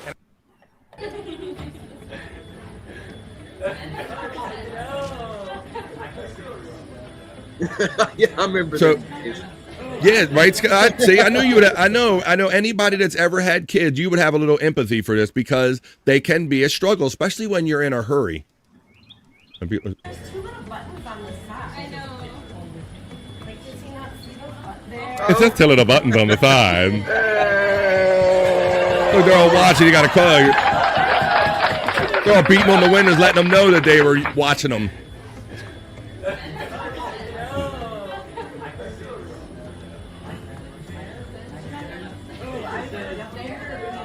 I mean, it's the kind of shit that holds up flights, like little dumb shit like this. Look, Jim knows they are pains in the fucking ass. There you go. I thought that was... Jim knows what's up. I want to thank the pig who says he tries to say good day to me, but I say good day to you, sir. Ooh, wait a minute. That Widow Killer says if the actors ever land on Mars, they have to play Eric the actor doing the act. I'm club fucking footed, you asswipe. I don't fucking sound like that, okay? Act. I don't fucking sound like that. Let me see. You got. Apparently he does. Club fucking footed, you asswipe. I say good day to you, sir, the fat pig. Stupid babies. Ozzy, rest in peace. Just checking in and hitting the thumbs up and the like button. Could you do like my friend the fat pig and hit those like, shares, and subscribes? All the free stuff that keeps the algorithm going here. And Jim's right, they are a pain in the ass. All right, not the kids, but the strollers. All right, let's get into that story I originally pitched you or told you about, in that a motorist was fined nearly $140,000 for speeding. Let's see why and the ins and outs of this and where it happened on our next story on the Not So Serious News. Motorist fined nearly $140,000 for exceeding speed limit by 18 miles. Let's read this. 79-year-old Anders Wilklof, one of Finland's most prominent businessmen. So obviously this happened in Finland. One of Finland's most prominent businessmen, as founder of Wicklof Holding AB, a company generating over 350 million euros per year. Oh, Yes, he is also one of the wealthiest people in Northern European country. See, a regular fine wouldn't affect him, so they probably jacked it up so it actually affects him, you know? Yes, Scott, you're pointing out a very good thing, that what they're doing in other parts of the world, and that they're making fines actually hurt. Equivalent to what the person makes. Yeah. That's right. They're actually making them feel it. But Mr. Wicklof is somewhat of an inattentive driver, which sometimes ends up costing him a small fortune. Last week, Wicklof was caught doing 59 kilometers or 37 miles per hour in a 19 mile per hour zone while driving his sports car in the Åland Islands archipelago in the Baltic Sea. In Finland, exceeding speed limits over 20 kilometers is considered a serious offense and is punished accordingly. Here's the part that Scott was talking about. Worse still, the fines are linked to the offender's income. Gimme Beso says as well. Hey, give me a bit. In Anders Wiklof's case, the speeding ticket was set at 120,000 euros or 138,600 American dollars. The Finnish businessman could have disputed the facts, appealed the fine in court, or simply complained about the astronomical sum. But he declared himself lucky to still have a license, considering that drivers doing only 30 kilometers over the speed limit have their license suspended. He says, "If I made a mistake, I made it. I accept it. There's nothing more to say," Wicklof told a Finnish newspaper. Interestingly, this isn't Anders Wicklof's first expensive mistake. In 2023, he made national news headlines after getting a similar fine, and himself admits that he spent almost $460,000 on speeding tickets in the last 13 years. So this guy has a problem. Like, even these fines aren't teaching him anything, apparently, Bob. But he's like, I don't care. I'm rich as shit. You can charge me the higher rate. I still don't care. But Wickloff's exploits pale in comparison to the highest speeding ticket ever recorded. In 2010, a Swedish motorist was fined $1 million after being caught doing 180 miles per hour in a 290 kilometers in a 120 kilometer zone in Switzerland. The fine was also determined by his income and his net worth. So there you go. Watch those. Wow. Watch those net worth income fines, folks. I don't know. Might be coming to a place near you. Fines are relative to their income. Thank you, all my smart peoples. Appreciate you. Yeah, that's what made that story kind of interesting. Let's see. All right. I hope I got makes you wonder what they do with that money, you know? Well, I often wonder that, Bob. And right, because just like when the government helps win a lawsuit, you know, you wonder if that money is ever actually applied to the thing that the lawsuit was, you know. Yeah. I often wonder that, at least myself. I don't know if Andrew's riding a roller coaster or falling out of his chair. Oh, fuck. Body is not supposed to do that. All right, well, do that on your channel. Hold on a second. Does he have a? Not only does he have a pink shirt, but does he have a gay scarf now? Got an ascot on, yeah. I have an ascot at a jaunty angle. I have a scarf. Andrew, you femboy. I barely have any weight to me left. Hello, Frisco. Oh, yeah. Let's not go there, Andrew. Let's not fucking go there, please. We tried to tell Andrew, don't come on the show and pick your nose and bring it down and list every health problem that you have. There's a time to talk about that, and then there's a time to shut the fuck up. Jesus Christ. All right. Now, let's continue here with the not-so-serious news. Let's spend every minute talking about everything that aches us. Let's do a go-around, guys. That's a show. That's a fucking show. All right, let's go. Oh, my back hurt. Oh, my front hurts. Yes. Okay. Let's see. My dick hurt. Now, I'm going to talk about, let's talk about the pluses and minuses of this automated balls and strike system. First of all, my friend FJM, shout out to you, man. I saw you in the other chat saying that you mentioned that Kirk Cousins, the quarterback from who was he playing? Atlanta Falcons, ended up with the Raiders now. He's going to be a Raider and all that stuff. So FJM cares a little bit about sports. And I would ask this guy, but he's too worried about his body falling apart because his fucking nose. Fuck you. No, so now we're going to talk about, let's talk about maybe some of the ways, I'll be fair about this. Let's talk about some of the ways that maybe this automated balls and strike system is good. Because this one umpire, CB Buckner, is in the spotlight again over blatant missed calls. It says, 3 days after having 6 of his calls overturned by MLB's new automated balls and strike system, umpire CB Buckner was in the spotlight once again Tuesday night. Serving as first base umpire in Milwaukee for the Brewers, March 31st, the game against Tampa Bay Rays, Buckner had one of the most blatant blown calls you'll ever see overturned by replay, leading to similar amused reaction in both dugouts. The play occurred in the 6th inning, with Milwaukee leading 4-2, and first baseman Jake Bauers at the plate. Bauers' line drive went off the glove of Rays second baseman Ben Williamson, who then threw it wildly to first base. The Rays retrieved the ball and tagged Bauers, whom Buckner called out for failing to touch first base. But here he goes. Here comes the call. Now, did he or did he not touch first, and did the ump get it right or wrong? Sound like he got it blatantly wrong on the not-so-serious news. Bauers, ended up with the glove of Williamson, throws the first, it's wide. It's backed up by Fortes. Who the fuck is out on that play? He was called out? Never did make a move towards second base.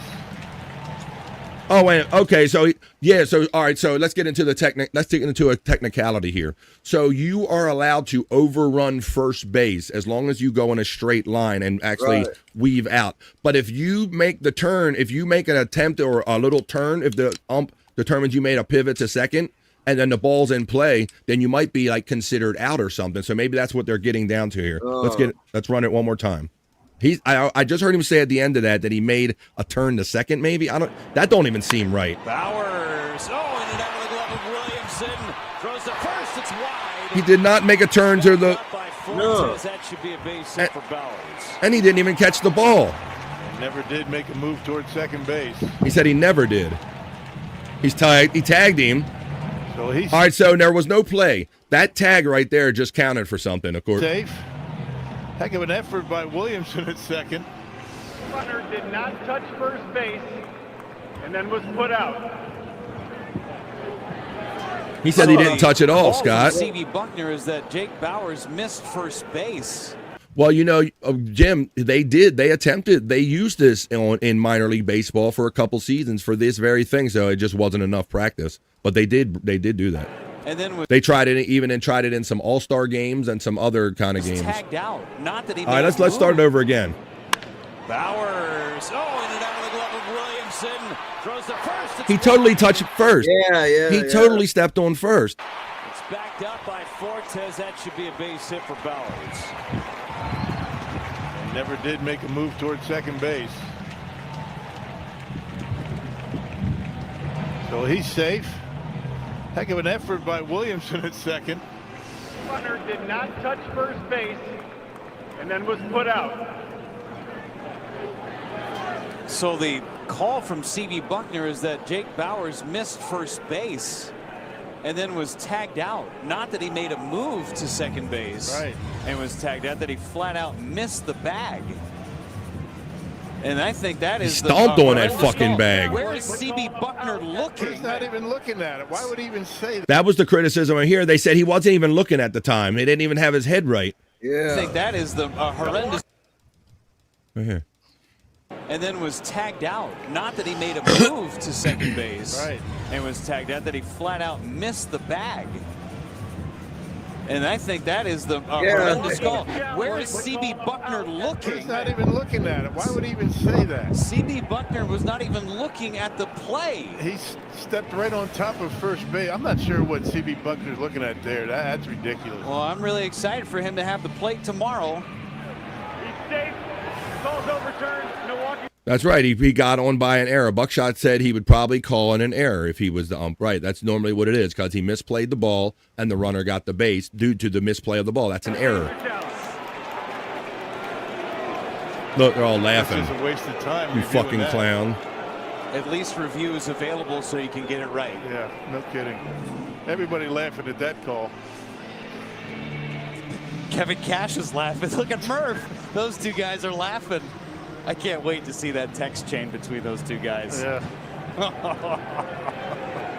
There you go, guys. So blatant. So that wasn't even a factor. That's just a simple kind of replay call. You didn't even need the automated balls and strike system. That didn't even come into play on there. That was just blatant, just eyeball shit. But now I made the argument, Bobby Nick. You made a great point about AI earlier, right? Yeah. You talked about something that was totally wrong about it still, right? Yeah. Yeah.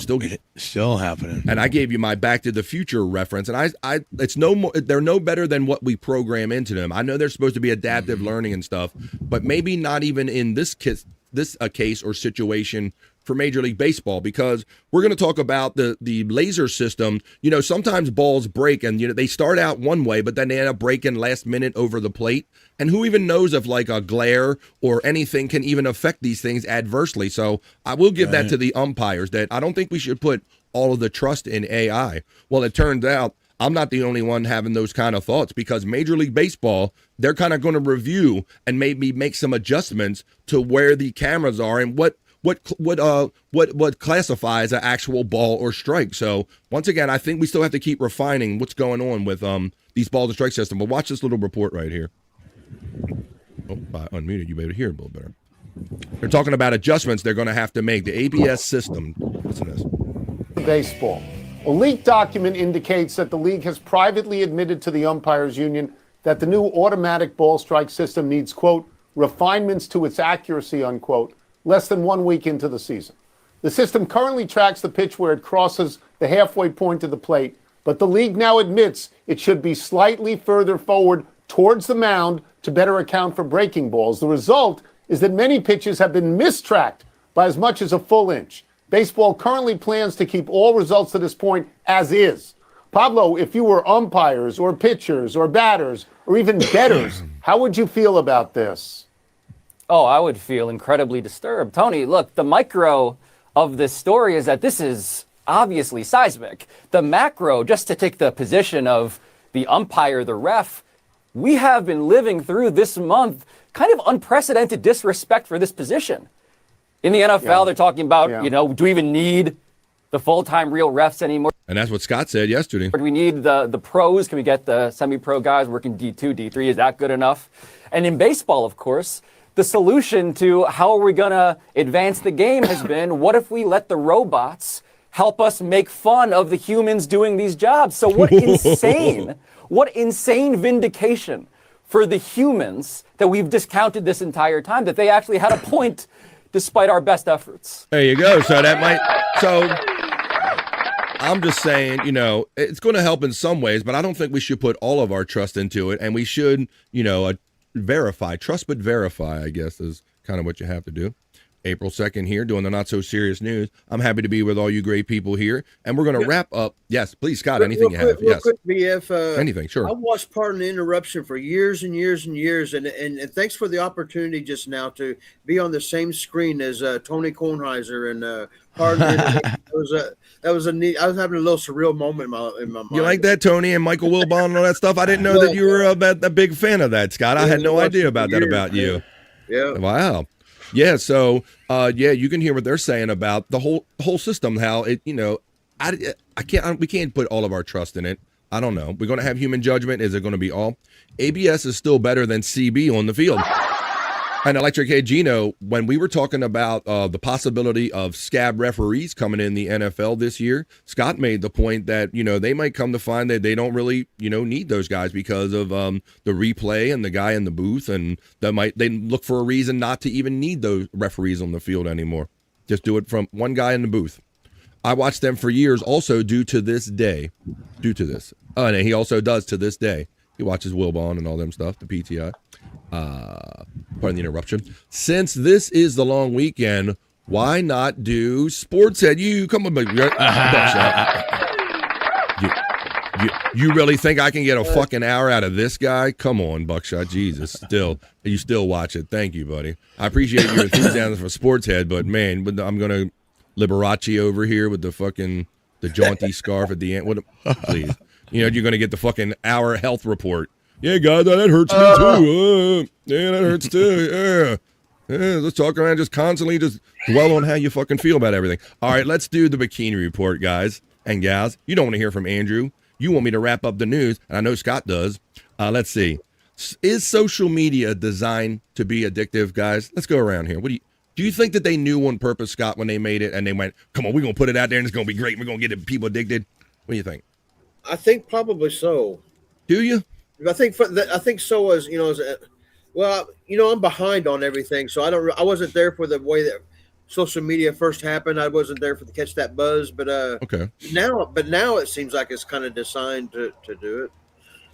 Well, okay, all right. So that's fair. But my whole thing is did they invent these things just because they thought people wanted them, or did somebody really sit in a room and go, guys, we got to invent these things and people will get addicted to them? I do think it might be fair to say that they invented something and they come to find that it was addictive. That's But I don't necessarily think they went, ooh, this is addictive, and we know it, we're going to fuck people with it. Right. Yeah, I think every goal was to attract people to it, but I don't think they could ever measure anything like that, like how long people are going to stay on it or anything like that. Like TV, for instance, some people can, back in the day, you'd watch TV for quite a few hours, or other people wouldn't watch TV at all. And it just depends on the person, right? Bobby Nick makes a fair point that if somebody had this mindset in those early days, somebody could have been litigious and said, wow, this TV thing that they just invented is addictive. But I don't think those two roads were kind of meeting at the same time, Bob. But you make a very fair point that if we were more litigious back then, maybe this thought could have been applied to television. Well, now it's being applied to social media. Eyeballs sell ads. And then what they said about video games, that, video games probably are addictive on some level. I don't know that when they made them, they go, boy, these are going to be so addictive, they're not going to be able to fucking resist them. I think it might have been a byproduct of what they did. But Right. it definitely feels like they're trying to go the way of the tobacco settlement and saying that because with the tobacco settlement, like there were actual like chemical reports and things that they knew, right? They knew that tobacco was addictive and things like that. And they kind of still carried on with business. I think they're trying to make the same argument here, and you're going to be hearing about these class action lawsuits. Well, let's talk about it. Let the Bikini Report tell you about it, and we can discuss amongst ourselves, is social media intentionally designed to be addictive? Go ahead, Bikini Report. I know that ass is addictive. Surgeon General of the United States says that social media is incredibly addictive and people need to know its health risks. Dr. Jerome Adams recently appeared on Face the Nation with Margaret Brennan, where the topic of social media came up, specifically a California lawsuit against Meta blaming its platforms for a young woman's depression. And Dr. Adams definitely has thoughts. He pointed out that there's very valid evidence of links between social media and depression, anxiety, less sleep, and obesity. And that's especially true in young people. He even compared social media to cigarettes, noting that both aren't just addictive, but also designed to addict children. He went on to support laws like Australia's, which bans under 16s from social media, and indicated that a couple of dozen U.S. states are either discussing legislation or have legislation to keep social media and phones out of schools. So, now that you've heard what Dr. Adams says, what do you think about social media bans for young people? Let us know in the comments, and remember to follow the Bikini Report for more daily headlines. Thank you, Bikini Report. Well, I know some of us here thought that might not be the worst thing in the world to ban the kids on social media, Scott, like Australia is, 16-year-old limit and all that stuff. Yeah, if it's possible to even do that. Yeah. But Parenting like I said, comes into- I do. Oh, go ahead. You got any other things? Parenting comes into it, when you got kids that young, you got to kind of watch how much time they're spending on it. 100%. My dad used to, when video games, if he would have let me, I would have been inside all day and all night long. But I had like certain time that I could play, and that was it. Yeah. Yep, a lot of it does come down to parenting and everything. But nowadays, everybody they want to look for somebody to blame and sue, to be litigious about it, And so, but Bob makes a good point that TV could have been in this category back in those days had maybe the world been a little different as far as like following through on legal things like this. Sports heads without Andrew. That's his punishment for not living up to the agreement with Scott. Well, maybe. We'll see. I do have some time available. I understand tomorrow, Saturday afternoon. My wife and kids they're going to do a little something out. Maybe Saturday afternoon, Scott, if you're around, we'll have to see. Yeah, sure. All right, maybe a no Andrew free sports heads. Let's see. All right, Buckshot. So I know you. Like I said, you ain't get an hour out of this guy. I won't be watching the Liar. All right, let's go, ladies and gentlemen. We're going to wrap up the not so serious news the way we always do. We just did it with a Bikini Report. I hope you guys had fun with the news because that was the other news. We try to make it fun news by bringing you the not so serious news.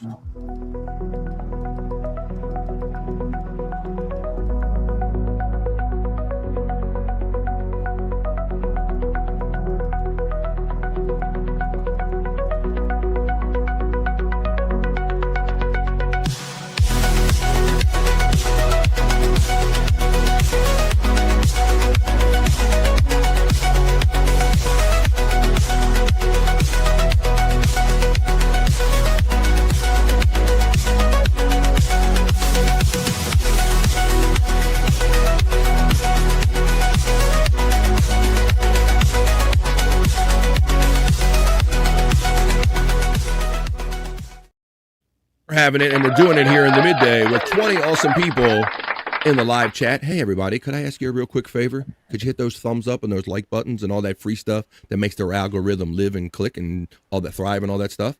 We're more than a little past the halfway point of BF Live The Vibe. I appreciate everybody for holding their bladders. We're going to take a brief 2.5-minute piss break right now, folks. Scott's already up and running. He gone. So he's been waiting for it, folks, and I appreciate him sticking around for that and holding it in. But don't hurt yourself, folks out there. Get up and go to the bathroom right now if you have to. This is your chance. Grab a drink, grab a smoke, grab a snack and a friend, and tell them that you don't have to wait till the end of the day to have fun on a Thursday. They're doing it right now on BF Live The Vibe. And when they come back, From their brief 2.5-minute piss break, we're going to get into a little Perry talk. We're going to do our sexy segments because on Thursdays and Tuesdays, we get sexy for the ladies and the guys. We play them their juicy man meat. I'll throw in a Terry knowledge break. I have some internet shite. I even have some karaoke. Let's see what we can, or maybe maybe you have time. Spawn says maybe it's a dump break. How about this? I won't judge anybody. I'm simply going to give you a 2.5-minute timer and a little ditty I'm going to play right here. I hope you're back by the end of it. 2.5 minutes, folks, and more fun on the other side right after this little piss break.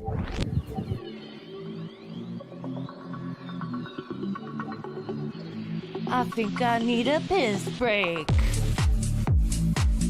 I'll do the pee-pee dance. I'll do the pee-pee dance. I'll do the pee-pee dance, pee-pee dance. Yeah. Think I need a piss break. I think I need a piss break. Yeah. Oh, yeah. I think I need a piss break. I do the pee-pee dance. I do the pee-pee dance.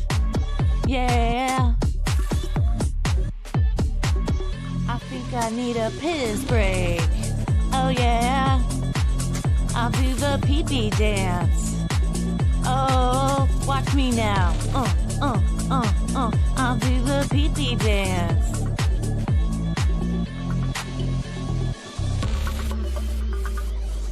Come on, give it to me, that pee-pee break.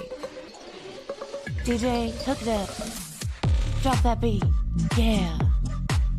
I'll do the pee-pee dance. I think I need a piss break. I think I need a piss break. Yeah. Watch me now.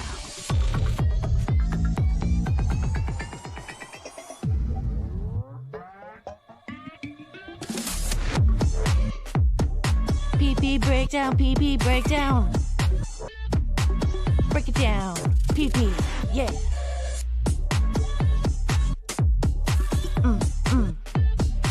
Think I need a piss break. I think I need a piss break. I think I need a piss break. Oh, yeah. Wash your hands. Don't be gross. I know you touched your pee-pee. And we are back for the second half of BF Live, the Vibe Stream Show 511 on Thursday, April 2nd. I hope you're having a great Thursday. We only got one more day to go to make it to the end of the week. If you guys are too busy right now to join me or stick around for this, why don't you come and join me later on tonight at 8:45 East when we do replayables. We're going to sit around and drink, smoke, and laugh and joke. We're going to spin a wheel, and we have to do whatever the wheel says. Sometimes a party drink, sometimes we smoke. And then we're going to play some fun videos. After the first half hour, we go Rumble exclusive, and I'll throw in a little DJ music set over there. So join us tonight at 8:45 East. If you see 100 Proof Podcasting go by in the chat, that's what that's about. That's where we do replayables. All right, well, where Scott? Oh, he did he? Oh, there he is. Oh, he's up top there. There you go. Okay, I'm going to track all my dudes. I got everybody. All right, and I got this. You got this guy backstage doing whatever he's doing. All right, but I just want to say that there's a lot of people that are always, we got some wrestling fans, but there's some people that question wrestling and all that stuff. But if wrestling isn't real, explain this. He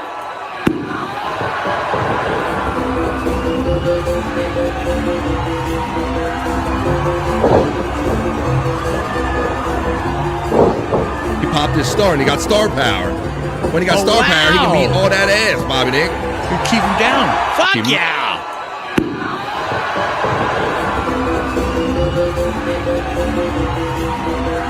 He's invincible. Yep.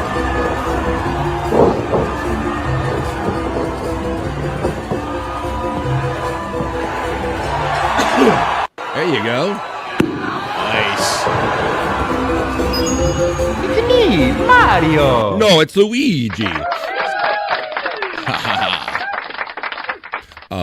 Chris Thompson's favorite wife checks in and says, "Happy Easter weekend, everyone. We are traveling to a place that has no snow. It's like a tropical vacation." And just the fact, she's like, look, it might be 30 degrees still, but they have zero snow. So she's taking that as tropical. So keep that in perspective when you've got a weather issue where you're at. It's currently 51 and cloudy where I'm checking in from the East Coast of the United States in the Mid-Atlantic. I like fun wrestling. That's why I watch Juggalo Championship Wrestling, says our friend Buckshot Kid in the chat right there. All right, well, let's continue on here. What we're going to do with the vibe. Scott will be back with us in a couple minutes. You know, you gotta keep in shape as the winter's going away, and now let me see. Let's show you this right here. Got to keep in shape. Like when you go for them walks in the woods, FJM. I got a conditioning program you guys got to keep up with.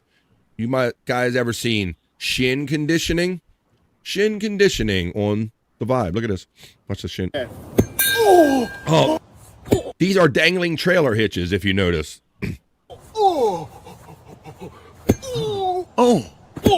I don't know that shin conditioning is an actual thing. Yeah, I don't think we need that.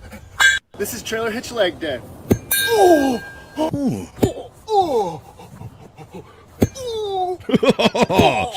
Bob. Now, I've done that once. I've walked by one of those on my truck or on other trucks, and man, nothing stops you in your tracks and gives you that instant pain, like running, like walking full speed, or even hitting one of these trailer hitches with your leg. It goes through your soul, man. So I can only imagine what this guy is feeling. I bet, yeah. See, Bucks knows it's an actual thing, but not like that. This is trailer hitch leg day.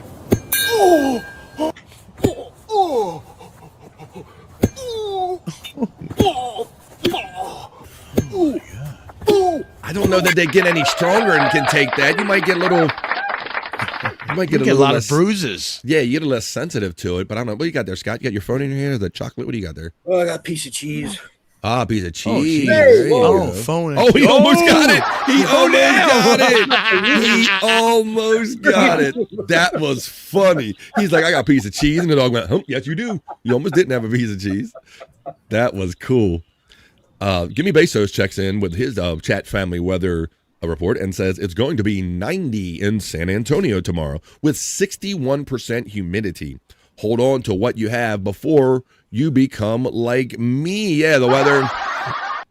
Yeah, Bezos, you always telling us how it gets hella hot down there in the middle of Texas in the summer, so you've yet to hit the peak temperatures. I guess you're going to get down there. 61% humidity. I imagine Perry Caravello, that's probably ideal, isn't that for you? Like, shut the fuck up. Bro, that doesn't seem that high humidity.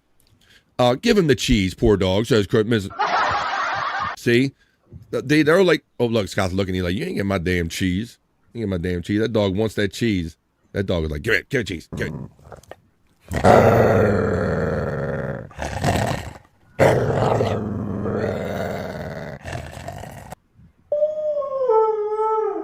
He's like licking his chops and everything, Scott. He knows not to look. He knows not to look. I love the back end, the slot. Yeah. That? Oh my God. Let's see. Where's that? Here we go. Like, whoop.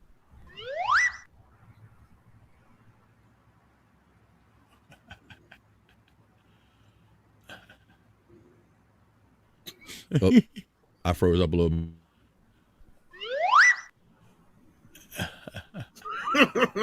There we go. I know the side eye is the best, isn't it? Give him the cheese, poor dog. All right, well, how about this? Talking about cheese, that kind of, I don't know. I'm ready to go for my next thing. Let me check that off. Oh, I can throw one of these in real quick, and then we'll go over there. Let me do this real quick.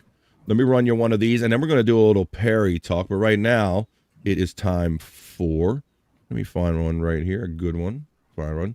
Let's find come on. Oh, let's find where are they at? Looking for a Terry Nee knowledge break. Okay, and here we go. There they are. Knowledge break. We did that one. We did that one. How about this one? Terry Nee knowledge break. Girlfriends. Terry's knowledge break today.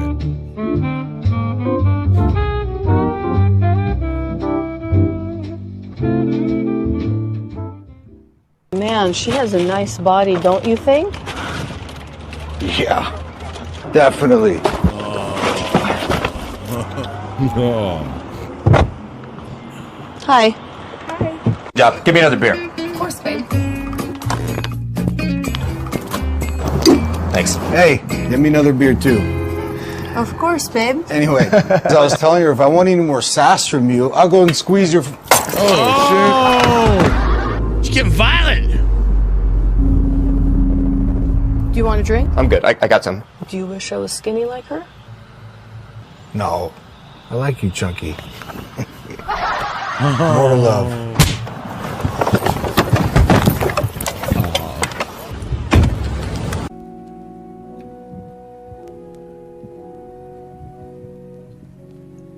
I wouldn't buy that book. Men Are From Mars, Women Are Batshit Crazy, written by Terry Nee. All right, let's give Spawn. Spawn says, had to watch my 5-year-old today as I work from home. I have you on the big screen, and she's a big fan of Brodog. Well, there you go. There's some Brodog for you. Yeah. Where's one of us keep freezing? I think I keep freezing up. There's Brodog, a little Brodog for you. Everybody loves some Brodog. Let me hit her up. Let's hit up some more Brodog here. Show them the Brodog show. The one and only Brodog Live. Let me show some Brodog Live. Let's find out. Since she likes Brodog, got to give them what they want. Welcome back, friends. You're tuned in to Brodog Live. It's March 1st, and it feels like spring is finally showing up. Which means more time at the dog park for me, you, and every other pup in town. Big news today, though, right? Yep, the annual Bark in the Park Festival is back this weekend. We'll be there with the mobile studio handing out stickers and dog treats. All right, let me see. I got some other stuff here. Because I'm telling you right now, we're going to move on this Perry talk in a minute, and we don't want anybody young watching it then. So I'm going to give you stuff that you can watch right now.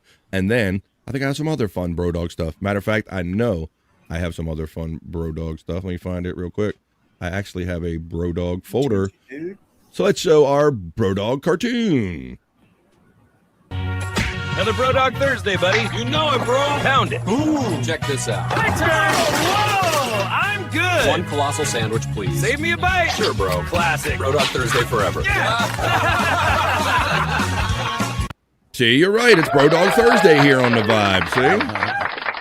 We got all the Brodog content here, courtesy of Terry Nee and the whole Brodog family. Let me see another one. How about this? How about a natural Brodog one? Here's some more Brodog. Good morning, happy Brodog Thursday. Out in the woods with my buddy. It's perfect out here. Crisp air, smell of pine, nothing but trails ahead. Look at him go. You got it, bud. A little water break and then more exploring. Can't beat this. Thanks for tagging. How's it going up there, buddy? What'd you find? Oh, it's what he found, the deer antler. An antler? That's awesome! Woo! Brodog Thursday coming through. You're the best, buddy. Let's keep it. All right.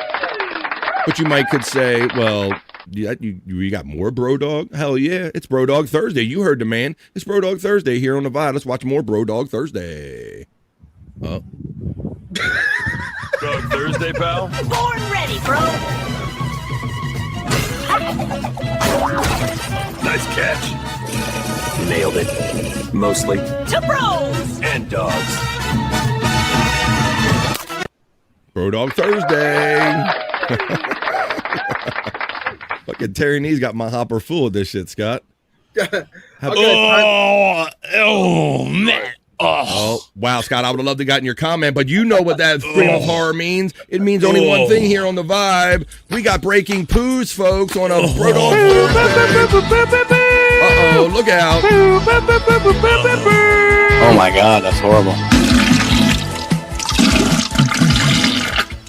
That scream of horror means only one thing here on BF Live, The Vibe. Wendy Pack started sending pictures of her morning constitutional to Bobby as she woke up in the morning. But then other people jumped in on it. We don't know who sent him breaking poos. Well, we go now directly to Bob. Bobby Nick, tell us who sent you breaking poos today. It was Scott. Oh, shit. It was Scott. Uh-oh, Scott did it. Oh, Lordy, all right, everybody's going to want the blood Lord. report there, Bobby Nick. I mean, okay, so... Yeah, so far I'm not seeing any blood, but it's getting better. They're sinkers. Two what looks like pretty solid logs, but I don't know. It's like Scott has like some kind of I don't know. It's like the outer shell of his poop is like kind of it's just flakes. Like, I don't know. Is it crusting off, Scott? What's going on here? Like a flaky crust? Jesus. Now with flaky crust. All right, well, there you go. Wow. In the middle of that, we got Breaking Poos, and I see some great colors coming in. So you never know who it's going to be. It started out with Wendy Pack. Why she wouldn't just wake up and say, "Hey, Bob, I'm awake." She just started sending pictures of what she did in her toilet that morning. People thought it was so funny. I think did you get one from Jake early on? Maybe you got them from Scott. You got them from Spawn. We never know when it's going to happen, but when it does, we bring it to you. Breaking Poos. That scream of horror means. Oh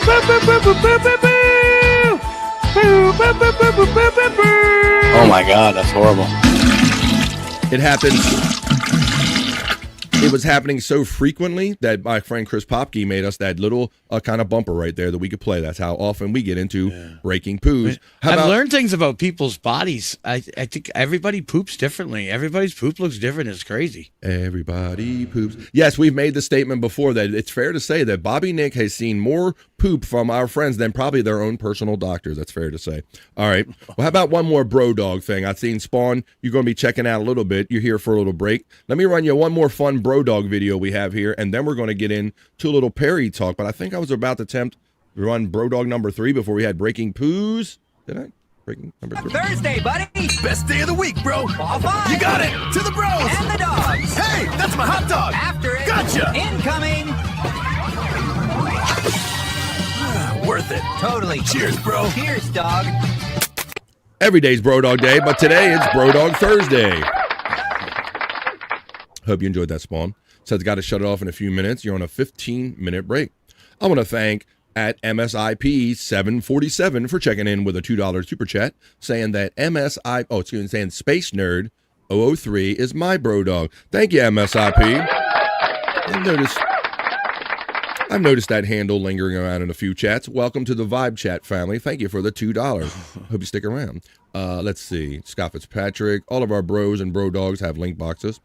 Like snowflakes, no two poops are alike. That's a more you know right there. All right. Well, you know what's up? I want you guys to know I have some fun clips in my personal Perry vault that I can share with you. We'll go over Twitter X and see what's going on for my Perry heads. Since we need our Perry fix, he hasn't been doing shows all week long because he decided to work all last week for March Matters. So let's go over there, and I'll get outside the camera on apartment 102, and we'll get into a little midday Perry talk.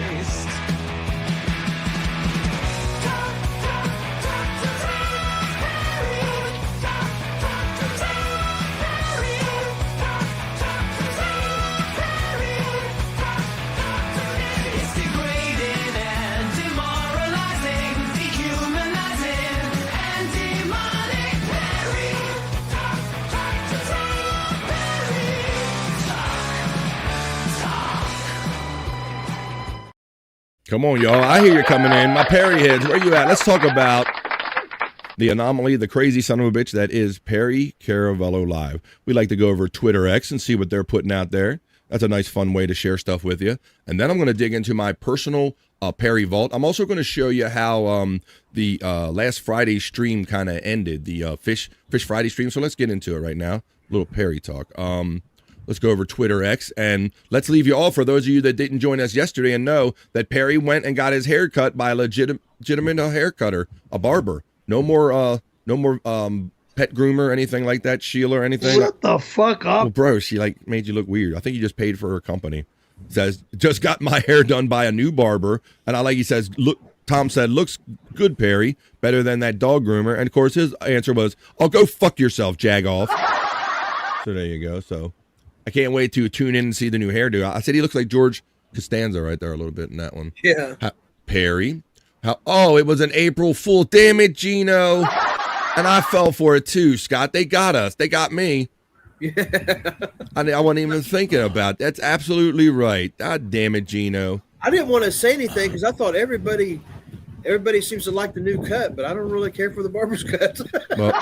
Well, it turns out, Scott, you're probably in luck because this son, he didn't get his hair cut at all. It's an April Fool's. I'll be damned. See, I guess I did get duped, Scott. When you asked me, I got duped. All right. Well, this is one of my favorite moments during PCL is when, well, it used to be when Tom would let him read more of the chats. Tom was letting him read them, and finally he just got tired of the repeating and the lackluster pace he was doing, and he was holding up the show for hours. So this is, I think, from earlier, probably from last year, and that Tom B takes over as Perry. Tom B as Perry. I thought that you broke up with her, liar. Okay, Perry, can you just read it straight through? I'm trying! Chili dog cook off space / space. I don't know what that is. Is that a shake? Reminded me your passenger and killing that. Okay, I've officially had enough. I'm gonna read them, Perry. See how he just wasn't getting the words out? Guy is like, Now here comes Tom B. He's going to do a proper Perry reading. Just gonna sit there and react. Okay, Yeah, there's only thank two. you. Okay, people pay a premium that Perry read, but obviously, drunk Perry reading is torture. Tony Hawk official PCL. He's not allowed here. Never coming here again. $10. Hey Perry, Juliet crashed while blowing me. I thought that you broke up with her, liar. Okay, Perry, can you just read it straight through? I'm trying. Tony Hawk official PCL. $10. Hey Perry, Juliet crashed while blowing me. Long dash reminded me of you sucking off your passenger and killing that old lady. Go f yourself.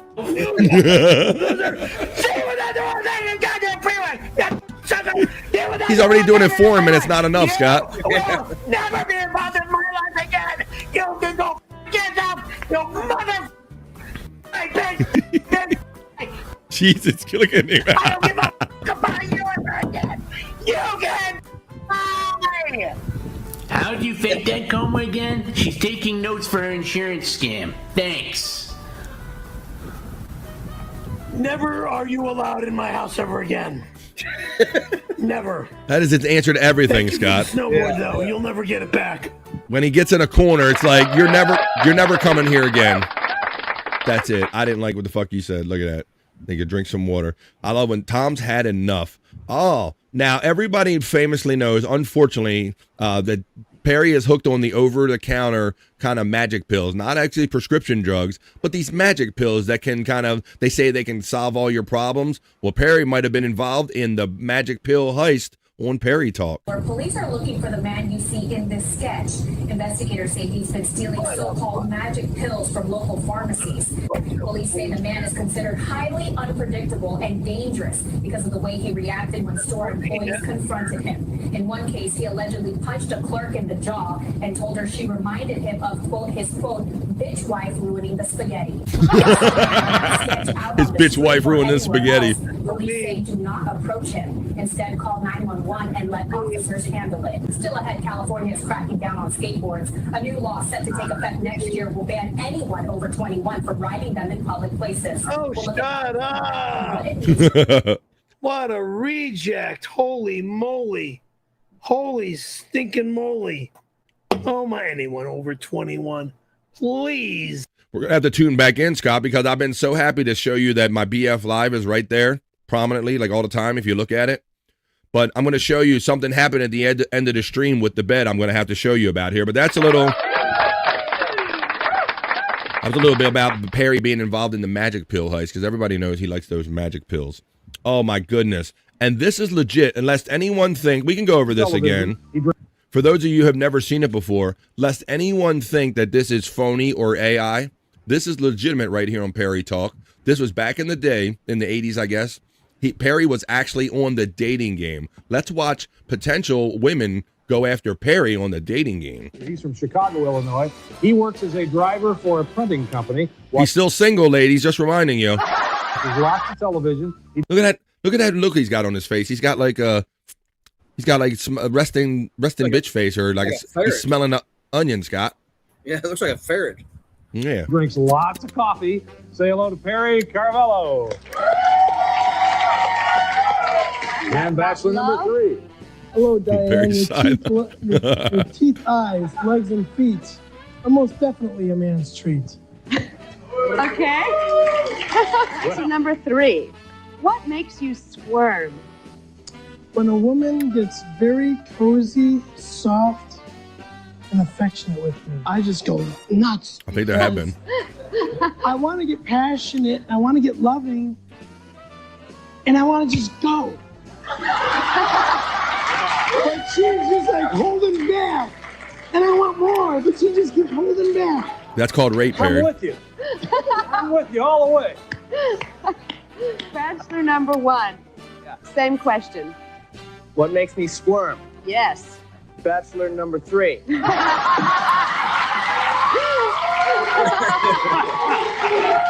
Duck Woolery. Oh, man. Bachelor number 3.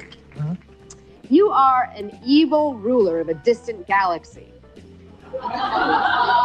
Bachelor number 3? Yeah, no, I'm worried. Okay. I'll go along with you. You know how Perry can't do hypotheticals to this day. Your most evil ruler voice. Tell me how you plan to discipline me for entering your airspace.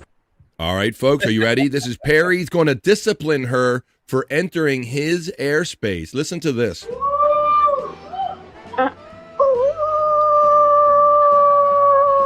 I plan on tying you up, baby. Stuffing you in a closet. And then telling you. You're on the dating game saying you're planning on tying someone up and shoving them in a closet.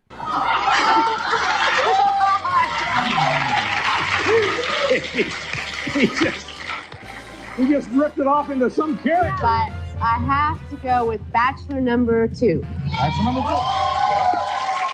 There you go. Barry didn't get picked. Go figure, guys. He's still out there, ladies. Bachelor So number don't fret. 3, Bachelor number 3 remind me of Ted Bundy. But yeah, and somebody was saying, didn't some killer? Yeah, I work think for it him? was Ted Bundy. I think. Was it? Yeah, Okay. yeah. He's on one of the dating games like that. There you go. That's Scott had pulled on your reference. Somebody said that in the chat. Buckshot or Widow Killer said that. That wasn't an actual killer on there. All right. Well, let me show you what else I have, folks, because I want to talk about. Let me go to my Perry links. So a couple weeks ago, Scott and Bob, everybody, Perry was lucky enough because we pay him so well. He went to Ruth Chris Steakhouse. You remember any of that?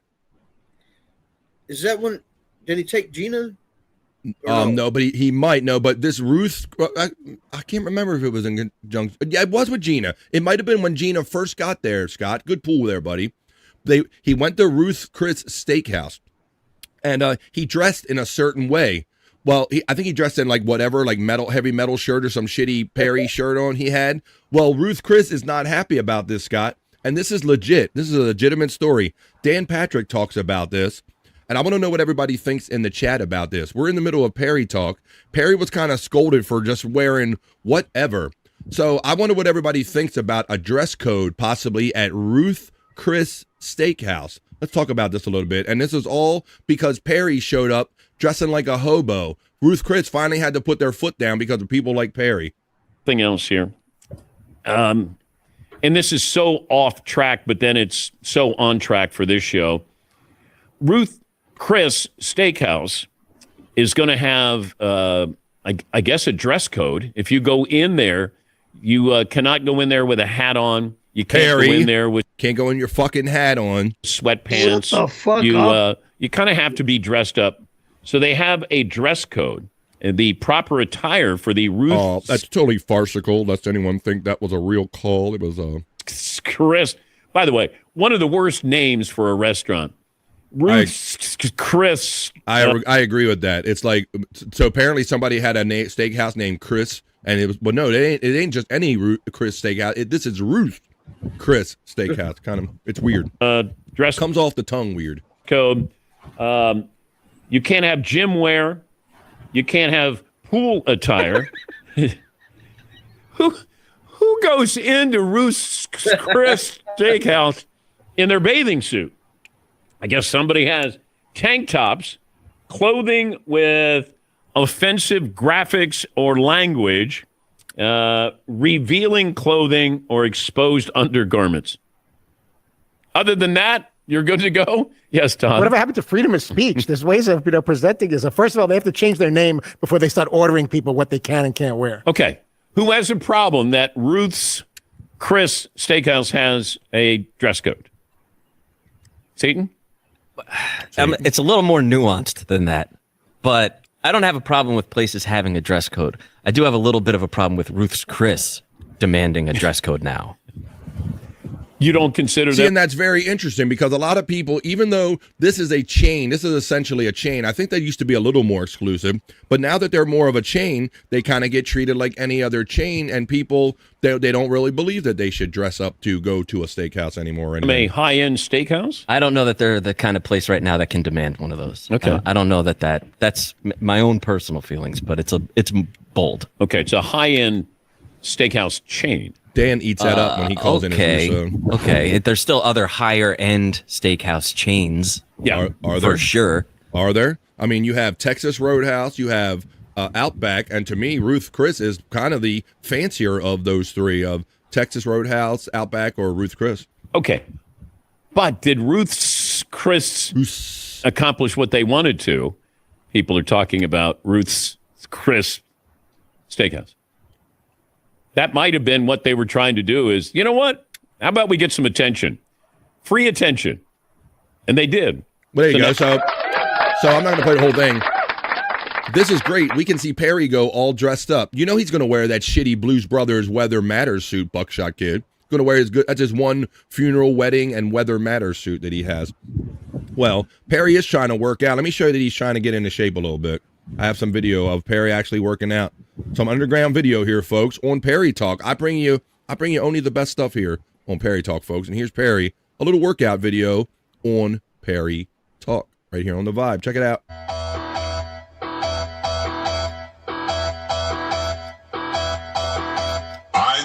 Polizei, 3, 4, Grenadier, 5, 6, Attekek, 7, 8, gute Nacht. 1, 2, Polizei, 3, 4, Grenadier, 5, 6, Attekek, 7, 8, gute Nacht. 1, 2, Polizei, 3, 4, Grenadier, 5, 6, Yeah, it's Blues Brothers. 7, 8, gute Nacht. 1, 2, Polizei, 3, 4, Grenadier, 5, 6, Attekek. Look at Perry. He dead sexy. Shut the fuck up. That is totally you working out. I got evidence that Perry actually works out. All right. Let me show you. Let's talk about, is this the timestamp that I wanted to share? Let me see my timestamp. Actually, no, that isn't the actual timestamp. Where did I put? Oh, isn't it? Oh, it's probably my regular links. Here we go. It's in my regular links over here. Here it is. I'm going to show you guys how, I'm going to show you guys how March Matters, the whole week of March Matters, and then whole Fish Friday and all that stuff. So he protested, Val protested too much, but it didn't stop Tony Hawk from making an appearance over there. So let's show you how they wrapped up March Matters here. Taking a couple shots here on Perry Talk. Thank you, everybody. Look at it. Look at this. Look at the enthusiasm on him, Scott. Right. He looks like a man. This man worked 5 days in a row. Look at that look. Yeah. Now, keep in mind, guys, because you can see the bed and you can still see my name, but they're about to set up something here. March Matters, overall, another March Matters in the book. This is the hardest year of the week for Perry, where he works every day. And I know it wasn't easy, but this was a nice, fun March. Did you have fun, March Matters, Perry? I'm not over now. It's fine. God damn it. Did you have fun? Me? This week, yes. Did you have fun? Pays the bills. That's all. Yeah. Now, Tony, what are you doing? Are you going to this dopey concert, or you want to hang out here? I'm actually thinking about it. I got to see. Come. Oh, I might have to pick up Riley Hawk. Okay, because if you don't want to go, you could stay here and shoot the shit with me. We could do a little after hours while they go. I would like that. You're not allowed in my house when I lock Right, up. Scott? You know exactly what he was doing, right? Train gets in a little later, like I think at 8. I said no. I want to stay here and do that. No.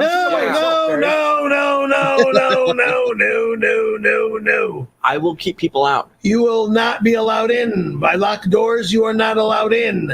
No, MSIP. I did not send the race car bed. Our great friend Bob Levy sent the race car bed. And then brilliantly enough, Tom B said, hey, if you guys give a membership or if you upgrade your membership, if you jump in, you'll get your name. I swear you'll get your name written on that bed.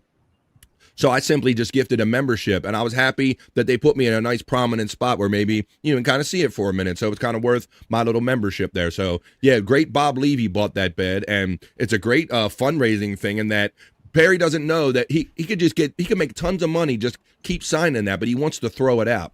Thank you, MSIP. Okay.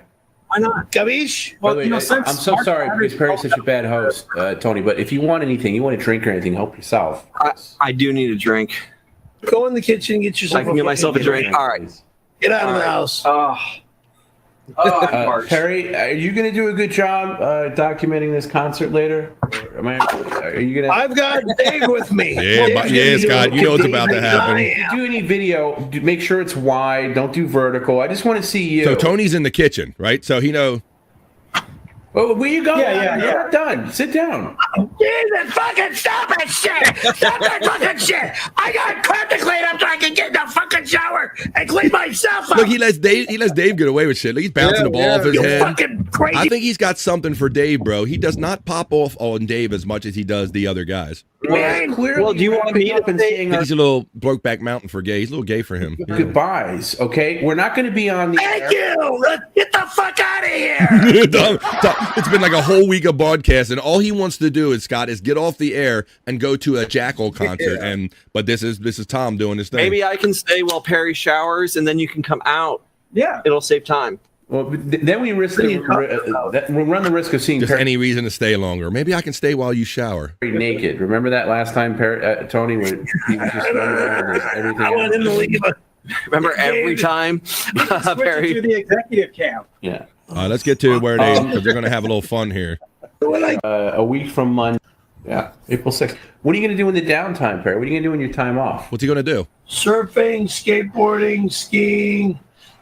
Where the hell I go. Sitting Why on don't his we wrap ass. this up with a game of horse? Let's go. Ooh, could do that. I'm not playing any more fucking games tonight, okay? All right, I'll end the stream right now. But the three of you have to take a shot in the shot back from the dining room. Let's see if you can sink it, just so we could see, We're not. This is not a goddamn basketball court! Fucking stop it! I said stop March it! matters. So, Tony, I don't care what matters anymore. Move the chair out of the way so you can see the bucket. Scott, sometimes when I'm trying to make up time, I will put this on double so we can see the bucket. Yeah. This is a good way to put it. Right, I'm done. Let's see the bucket. And then all three of you, if you sink it, that'll be the perfect out. Can you move the chair, Perry? I'm asking you to move the chair. The streaming chair, Bird Brain, not that chair, Bird Brain. The streaming chair, Bird Brain. Thank you. Oh, look, there goes the bed, Scott. The fuck? No. It goes outside. God damn it. Now it doesn't. No, it doesn't. If you touch the balcony, you're not going to be going anywhere. Thank you, Tony. Thank you. There you go. I got a clean shot now. Everybody start off in the dining room. No, Perry, we're not touching anything.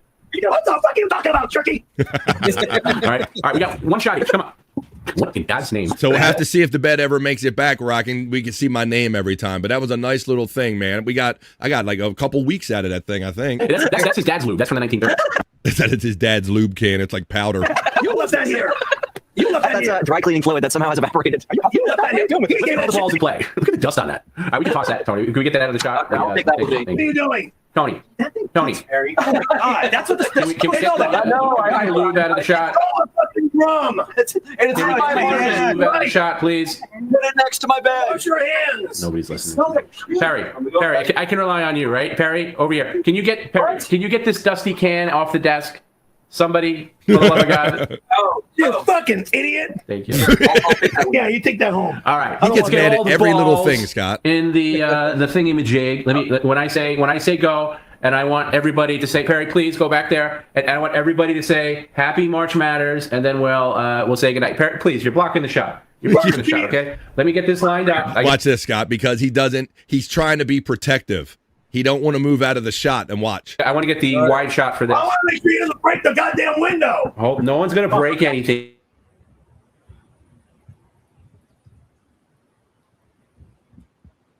All right. Be safe. Be safe. Go ahead, Pat. Be safe. All right, Perry, get out of the way. Go in the dining room, Perry. You're blocking the shot. In the dining room. I'm not getting in the dining room. In the dining room. I'm not getting it. You are. You're blocking the shot. Get in the dining room. Now. He wanted to be a backstop, Scott. Let's see who can shoot some hoops here. And then everybody say Happy March Matters and we'll say goodbye. All right, whenever you're ready. Bottles of water. Ready? Yeah, so he has, look, he's got all of the wow. Yeah, he's psycho, Scott. He won't get rid of any bottle with a sports cap. Tom had to force him to stop drinking the circumcised. He likes them because they're like, I think they remind him of the tip of a penis. Look how many of them are there. Yeah. And then what you're talking about, the large, also the smart water in the back. Oh, I was talking about them first ones you seen, but yeah. Yeah. And he got dumb guy with smart water. Now, Scott, he's done sucked up a bunch of hellacious messes with this shop vac over here. Right. So pay special attention as they start making baskets and they start making shots in the shop vac. There's something that's going to occur. Happy. Hold on. They're going to notice. Another one. They're going to notice something about the balls as they retrieve them. Not doing it. Go. I'm not doing it. 3-point shot. 3-point. I said no. Come on. I said no. Is that carpet or moss? That carpet probably has more life in it than most zoos. If you put a green light or any kind of light to that thing, oh my God, the California potato chips and the dried up sperm. Shut the fuck up. Bro, you know you spunked all over that carpet. My God. A couple months ago, when they were cleaning up there, Scott, do you remember they moved the box of the automotive supplies and the carpet was like 30 years cleaner underneath of it? Yeah. It was amazing, yeah. They're not going to hurt anything. Dave Solo has to do his first. I don't fucking care. All right. Happy March Matters, everybody. Thanks, Tony. Thanks, Dave. Happy March Matters. Oh, you blocked the shot. I was going All right, now it they made it in, Scott. Now watch as they start retrieving the balls. Me. It wasn't going into the basket. Locked in. You want me to use 3-point shot? Yeah, 3-point Scott. shot. No. 2 + 2 is 4. Yeah. We're done. Okay. I don't want to break. If you suck up funky shit with a shop vac and throw balls in it, You got it. and you know how well Perry probably is at Mr. Clean. You sure he cleaned out the vacuum cleaner right away. Oh, for you and oh my God. Oh my God. Oh my God. All right. That's a new level of stench. Yeah, I know. Shut up. Is that what the smell is? Yeah, see, Scott. Perry. It'll get cleaned when I. It's fucking the residue of every mess he's cleaned up since he's had it, Scott. And like everything else, I'll clean it when I have time, and he never has time. So that's why that carpet, look at it. That carpet is jet black in some spots. Look at that fucking carpet. And now that March Matters is over, maybe we switch and stop. And the lovely Gina Levy visits that place. Oh my God. I got it, little killer. Well, there you go, ladies and gentlemen. Oh my God, did you smell your hand after? I went in the wash. Okay. So that's how they wrapped up. Even when it ended, they wouldn't quite end it for Perry. So there you go. That's kind of how we're going to end up the Perry Talk segment right here. We're going to have to tune in next week to find out about the whole Jackal concert and see if he actually has any video of the performance or anything he can share with us. I'm going to talk about what Widow Killer said in the chat as I wrap up Perry Talk right here on the Vibe. But come on, I guess I got to leave you with a Chris Popke Perry track. I'm used to doing it so much. Why don't we just leave you with the Perry of Death?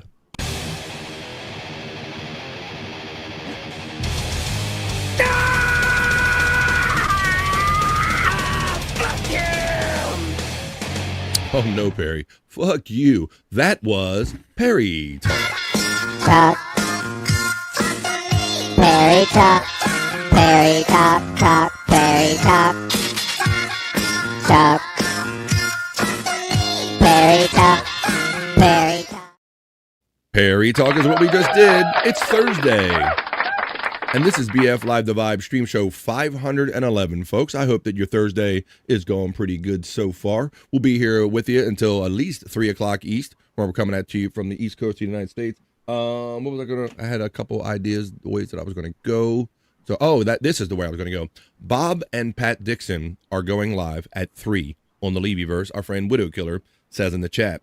I mentioned the other day how much fun it was when you have two comedians of that level just talking and riffing about anything.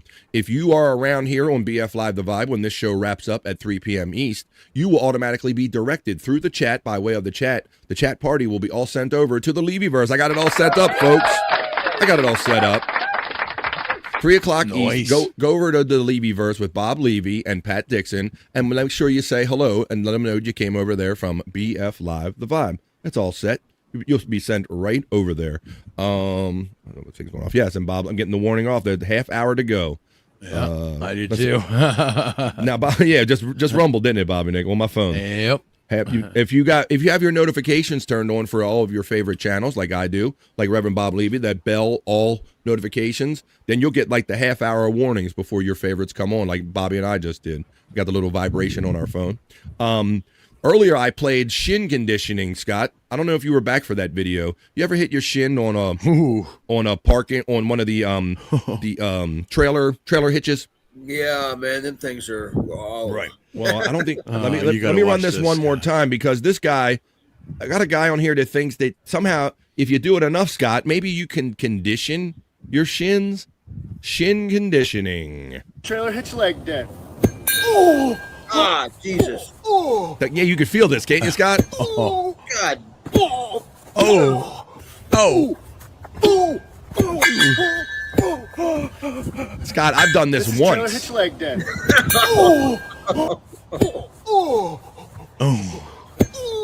Oh my God. See? This is second to getting kicked in the nuts, Scott. Yeah, for real. Right? You can feel it. Almost like when you watch someone getting kicked in the nuts, you can feel it. You can feel that video right there. Well, I wish I could say that I didn't have another video you could feel, but I got one more. He's like, I think I got to up my game a little bit. He upped his shin conditioning, not trailer hitches anymore. How about Rusty Anvil versus Shin? Anvil to the shins.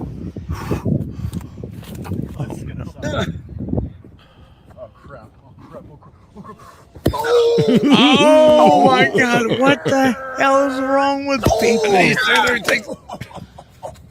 have the world's strongest shins. I don't think it works that way. An anvil to the shins. Is there any proof that taking shots? I mean, you might build your resistance or your tolerance to the. I don't know. You're just gonna kill all your nerves and you won't be able to feel it anymore. Basically, Bob, you're right. And he spins it.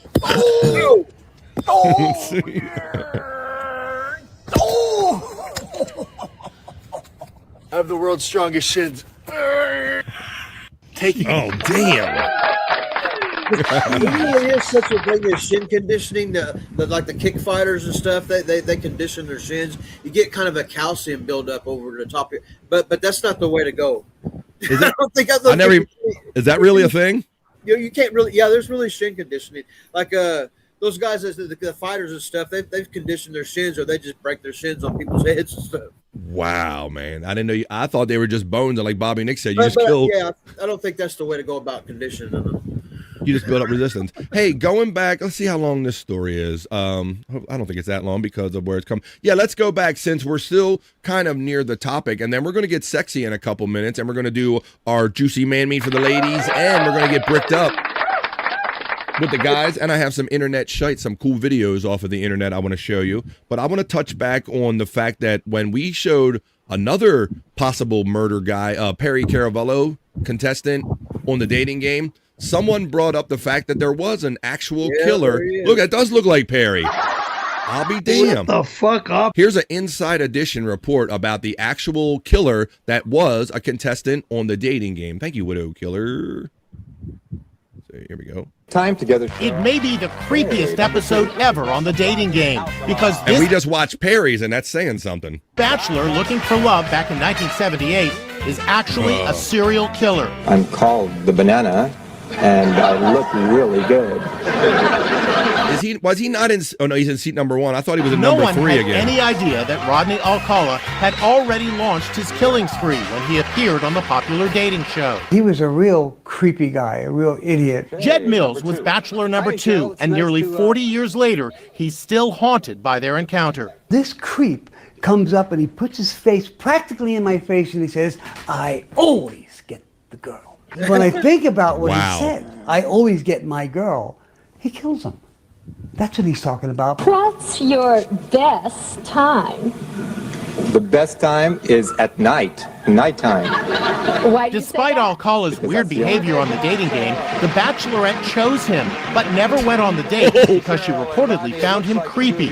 Lucky for her, because Alcala would later be found guilty of 7 murders. Investigators believe he may have actually killed up to 130 victims based on photos found on his property. Say hello to Rodney Alcala. Now the disturbing story is being made into a movie, Dating Game Killer, airing this Sunday on Investigation Discovery. Check out the eerie resemblance of actor Guillermo Diaz and the And they real-life both look like Perry. serial killer. He's got no remorse. He's just a dark soul. The movie shows how Alcala would lure his victims by posing as a professional photographer. Let's get some test shots. Detectives say he would toy with his victims, often strangling them and allowing them to regain consciousness before finally killing them. Please, will you untie me? Incredibly, he had already served time in prison for sexual assault before he appeared on the dating game. Somehow, the producers of the show overlooked his criminal record. What are you doing to find my daughter? Actress Carrie Preston plays the mom of a victim. He was a convicted rapist when he did the dating game. Mm-hmm. Had served time, and they let him go on national television. Well, see, I guess back in those days, background checks and national computer networks weren't as much of a thing as they are nowadays. Where now, we can all go on and look up a person, as to where back then, I don't even think those systems were kind of all available yet, to where they were thoroughly background checking people. They were just, you want to date, you want to fuck, you want to kill somebody, whatever, you can do it. There you go. Thank you. Was it Widow Killer? I think they forwarded me that. And thank you everybody for being here every day, Monday through Friday on The Vibe. Where are my ladies at? We have the best. I didn't even know Inside Edition was still a thing. I think I said that to you a month ago before, though. Yeah, and then what they got that new person, Ava Penguin or something like that, or I don't know. They do have a new person, Bobby Nick, and yes, lest anyone think that Inside Edition is not around, it still is. I hope my ladies are still around. What I was saying is that we got the best ladies of all the chat, man. We got some of these shows are sausage parties. But we have the best ladies. They like to come in here and mix it up. So I like to give them a segment that's just for them. I hope there's enough of you here to justify doing it. I'm going to do it anyway. It's Thursday and we get sexy, ladies. So call your friends. It's time for your Thursday Juicy Man Meat.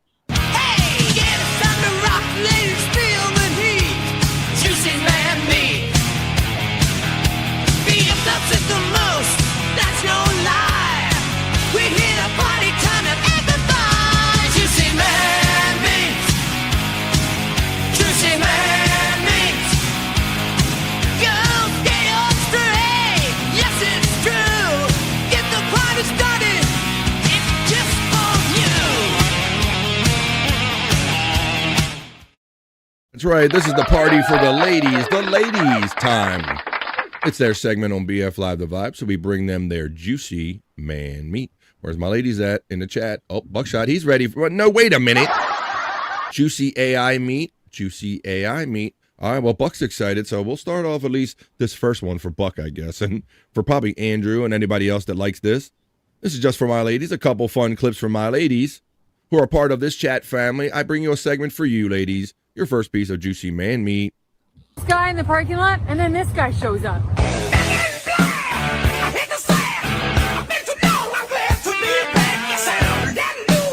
BF. I'm going to get it, Bob. I'm playing Black and Black. Yeah, you're going to get it, all right. I'm going to get it. Definitely going to have to make this part. What does he got? Salty nuts? Tacos? What? I don't know what's he making. BF. BF. Here, about I'll do this. I'll give you some music to play during this right here. Here you go. Oh, play it. You son of a bitch. Here we go. Come on. What's up, guys? Hey, by the way.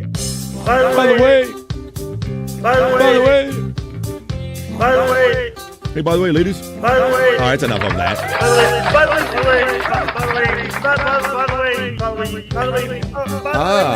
the way, shut up, Mike.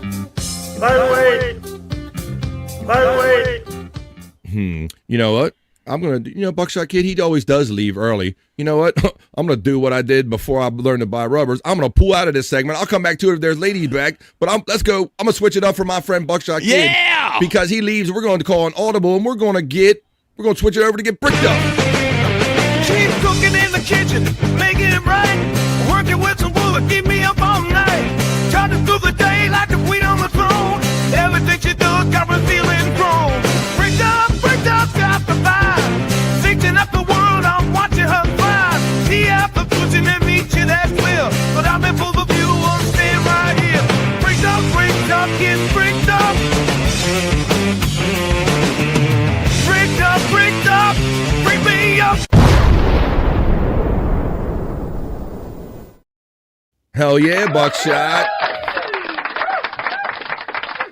He says, I wish you would do bricked up before I have to leave, but it's always juicy man meat. Well, I try to be a proper gentleman and do the ladies first thing, but I wasn't getting much reaction out of the ladies. So since I was getting a reaction and a request out of you, yuck, says Terry.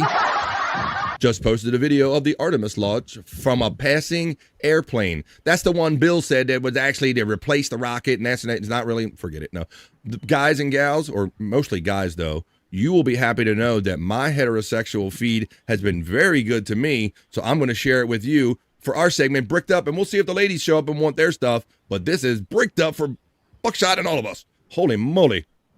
Holy moly. On the polly. I thought it had music the other day. I don't care. It doesn't need music. Oh. Well, once again, here we go. What's up, guys? No, that don't work. Cow. That doesn't work. Whew. Let's see how I do it. How about that? I can play some brown chicken, brown cow. Brown chicken, brown cow. Yeah.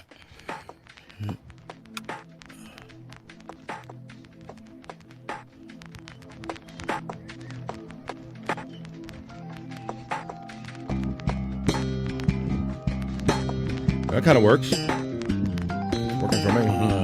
All right, there you go. On the pole position. I want to bend her like a pretzel. Hey, let's see. Church got the video. Terry says yuck about that one. And this is for my friend Buckshot Kid. We're calling an audible right now for Buckshot Kid. I got some good ones in here, Buck. So I'll share them with you before you go. Oh my goodness. This one came up in my feed the other day. I don't know what it is, but I like it. And it's for Bricked Up. Damn. Whoa. Flexible.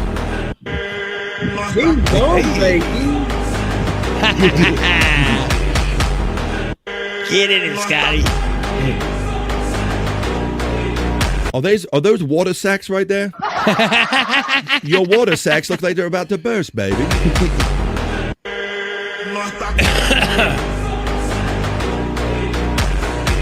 Now, that's a pretty good example of underboob. Oh, yeah. But I'm pretty sure... Andrew in the private chat just said, damn. Okay. How did that end up in Mar Hopper? One of the Bricked Up end up... one of the ladies ones end up over here. How did the hell that happen? It probably happened because the ladies are always inundating me with juicy man meat at bflive420@gmail.com. Widow Killer says topless, TOPLESS. If I knew the alphabet, I could get to that a little quicker. LPR. Here we go. TOPLESS. Topless. Exactly. Or let's fuck some hoes. There you go. Twister Champions with our friend Articulate John checking in. Let me show you another one. Let me go now. For those of you that are part of the Vibe every day, Monday through Friday, you know that I have a favorite right here on BF Live the Vibe. No, it's not a bird. It's not a plane. It's underboob.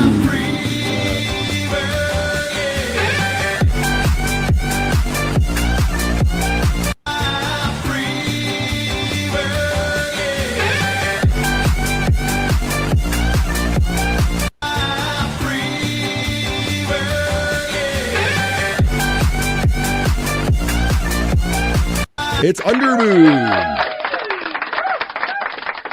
All right. How about if I throw one more in here? All right. I got one more I'm going to play for us guys and everything. And then we're going to get on with it. And we'll see if we even got to go back to doing the ladies segment or we'll just do that on another day, guys. But it is Thursday here. We got 15 minutes to go in this show. And I'm going to let you know that Bobby, Nick, and the boys should be doing shows later on this afternoon, this evening. If you're still in the chat in 15 minutes when this show ends, you will automatically be redirected over to the Levy-verse, where Bob Levy will be having Pat Dixon join him. And say hello and let them know that, Bob, you come over here from BF Live The Vibe. As I play our last piece of content, for the guys, it's Bricked Up. All right.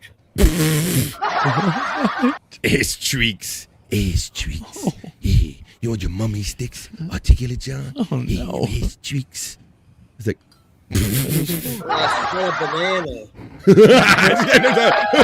Yeah, the more you watch it, the more the context you start getting like. Look, Buckshot knows what's up. He said, "Yes, I saved the best for last." Do I not spoil you? I spoil my fellas, and we have fun with it too. That's what this show is at least supposed to be about. It's about having fun, and it's about getting bricked. Keep cooking in the kitchen, making it right. Working with some wood, keep me up all night. Charging through the day like the queen on the throne. Everything she does got me feeling grown. Bricked up, got the vibe. Fixing up the world, I'm watching her fly. See out the pushing and meet you, that's will. But I'm in full view, I'm staying right here. Bricked up, get bricked up. Bricked up, bring me up. Hell yeah, we got bricked up. Is that Ronnie's mom? Hey, mom, make some mummy sticks for your mom. Hey, mommy. Is that Carl's wife? Wait a minute. We got, is that Ronnie's mom? Is that Carl's wife? Buckshot Kid is satisfied. He says, take care and love you all in a gay way. There you go, Buck. We got you, buddy. We got you bricked up before you made your way out the door. But we're not done having fun here on BF Live The Vibe. Matter of fact, I do have a hopper full of some other content. That's kind of the idea here on The Vibes. I like to bring you 3 hours of stuff that we can talk about and watch and have fun with day. So why don't we continue that? This is this is like the earliest kind of thing I ever put together to do on a show. I'm always looking for 3 hours of content every day, Monday through Friday. And I put it in all different hoppers. And sometimes I just like cool stuff that kind of fascinating. It could be any topic or anything. Just basically that kind of random shite or shit you see on the internet. So that's why I exactly called it just that. This is random cool shit I found doing research for the show. This is BF Live's Internet Shite.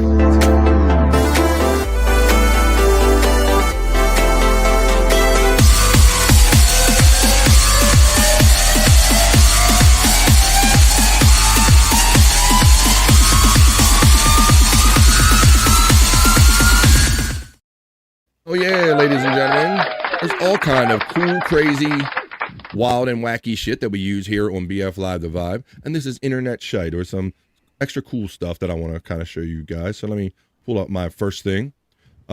This was something that I wasn't aware of for my NASCAR racers. And I know it's been being used for a minute now, but talk about NASCAR racing real quick, Scott. I used to watch it a lot more than I do now. But I used to like, everybody likes the wrecks. And, of course, when they always used to get stuck on the infield, they would, notoriously get stuck and they would kind of dig their wheels in. So NASCAR came up with a kind of a solution for this. Look, watch how the cars can get off now without any tow truck at all. Casey Mears' car is stuck in the mud. You'd normally have to get a wreck or a rollback, but not anymore. Watch this. Up we go. That's cool. First time I've seen that. Yeah, it's the Baja kit. Yes. Interesting. See, that's they're calling it the Baja kit, and they can actually lift the car, Scott, on the infield to get it out of the stuck grass, therefore eliminating the need to tow everyone out of the infield. Car is stuck in the mud. You'd normally have to get a wreck or a rollback, but not anymore. Watch this. Up we go. That's cool. First time I've seen that. Yeah, it's the Baja kit. Yes. So there you go. I just thought that was something interesting that I wanted to share with you on the random stuff that is internet shite. All right. Well, I saw this next item and I'm like, wow, this is different. This is normally you park your car in a garage. Normally your car has a motor and your garage door has a motor. But have you ever seen the world's first car powered by a garage door motor? Right here on Internet Shite. That's right. Listen to this.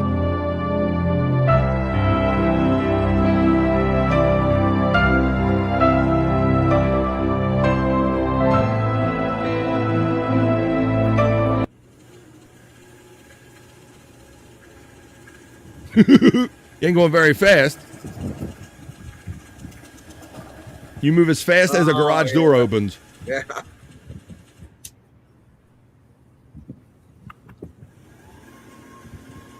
I could go backwards. There you go. I never seen that before, so I brought it to you for Internet Shite because I never seen anything like that before. What do we got here? We have let's go over to our boy Corbin Millette, the guy who likes to famously, he just lives at home and he goes viral for antagonizing his parents, altering their house and doing all kinds of stuff, putting a Guinness pump in my parents' house. Let's see how mom and dad likes this. Putting a Guinness gas pump in my parents' house. My parents love Guinness, and since St. Patrick's Day is coming up, I figured I'd build them a Guinness gas pump.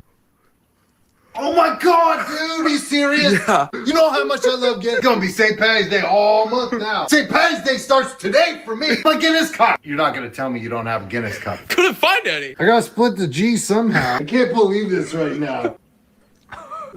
Oh, how'd I do? I'm sending this to my boys. We're doing Irish car bombs. Hope you bought Jameson. How the hell did you not buy Jameson? You should bring this thing downtown for the St. Patty's Day. I like how dad tells him he ain't fucking up good enough, Scott. Like, you gotta buy the Jameson. You gotta get the glasses. You're gonna fuck up. Let's do it right. When we're all doing the 5K, everybody can fuel up. Admit you like it. You gotta like it. Oh, of course. Fuck it. Give me a glass. Yes! Yes! Let's split the G. Isn't that awesome? Split the G. Guinness pump. I'm not doing a freaking car bomb. I'm 50 years old. Come on, man. Stop being such a baby. This is really cool. It's not in my kitchen. Taking it to the parade, right, Dad? We're taking it to the parade. We're gonna get our own float. Damn, that's On today's she episode. took that one pretty good there, Scott. Mom don't always take them pretty good. I saw her the other day. He did one for DoorDash because I told you the boy is raking in some money, and DoorDash like supplied this whole party, and Mom kind of knew, like, you know, kind of I'm gonna make some money on this one, so she went along with that one. All right. Well, this was pretty freaking cool, and I'm like, this is some cool shit that I've never seen on the internet before. So here is another piece of internet shite right here. The Big Mouth Billy Bassmobile.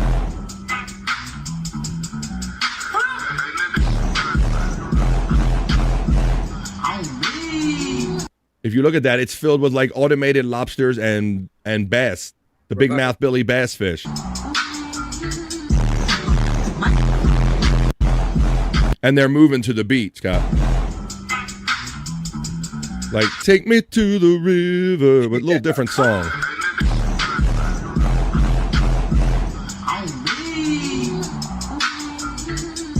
Well, look at the little, I just noticed this the first time, Scott. Look on the top, the middle of the windshield. There's like a little lobster, Sebastian, like conducting an orchestra. Watch. Right here, on a stick.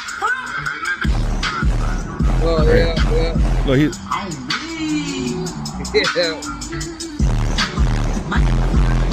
I could have put that in What the Fuck Is This? I think I should have put that in the What the Fuck Is This folder. I should have been in the WTF. What the fuck is this folder? All right, how about if I show you one more? What the fuck? Exactly. One more piece of internet shite. What was this? That was a pretty good one. Let me show you this one right here. Let me make sure we leave on a good one, on a banger, if you will. Oh, this is, well, that's kind of interesting. It's more technical than kind of a banger or whatever. Oh, I think I wanted to show Scott this. And this is a piece of interesting internet shite. I'm like, I got to show my boy Scott Fitzpatrick, who likes to mess around with guitars. Scott, this is a guitar. A guitar. But it's not just any guitar, Scott. This is a super rare organ guitar. Have you ever seen an organ guitar? Just a second. Oh, I'm sorry. Here's an organ guitar, Scott. Here it comes. I never seen one.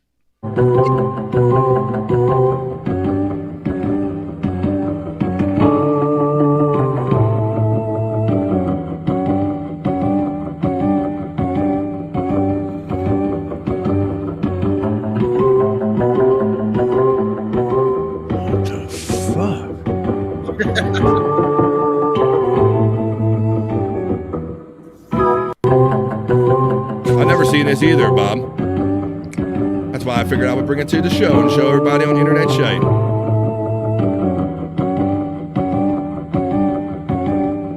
They say it's super rare.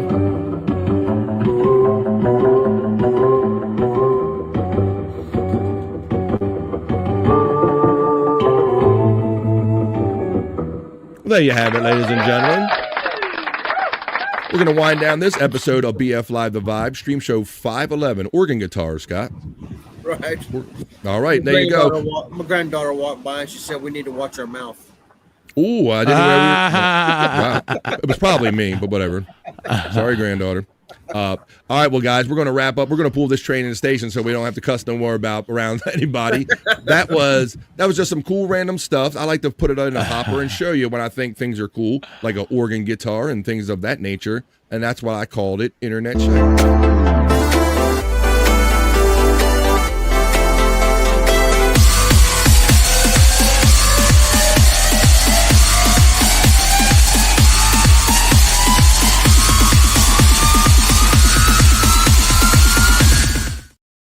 There you have it, ladies and gentlemen. We're going to pull this train into the station that has been BF Live, the Vibe Stream Show 511. Thank you, Scott. Yeah, that happens to me too, bro. Like, so there's some people around here, and whenever I about to tee up like the bikini report and say something sexy or get into something, they come out the woodwork. Whenever you're saying something out of the way or looking at something out the way, that happens that way for me too, my friend.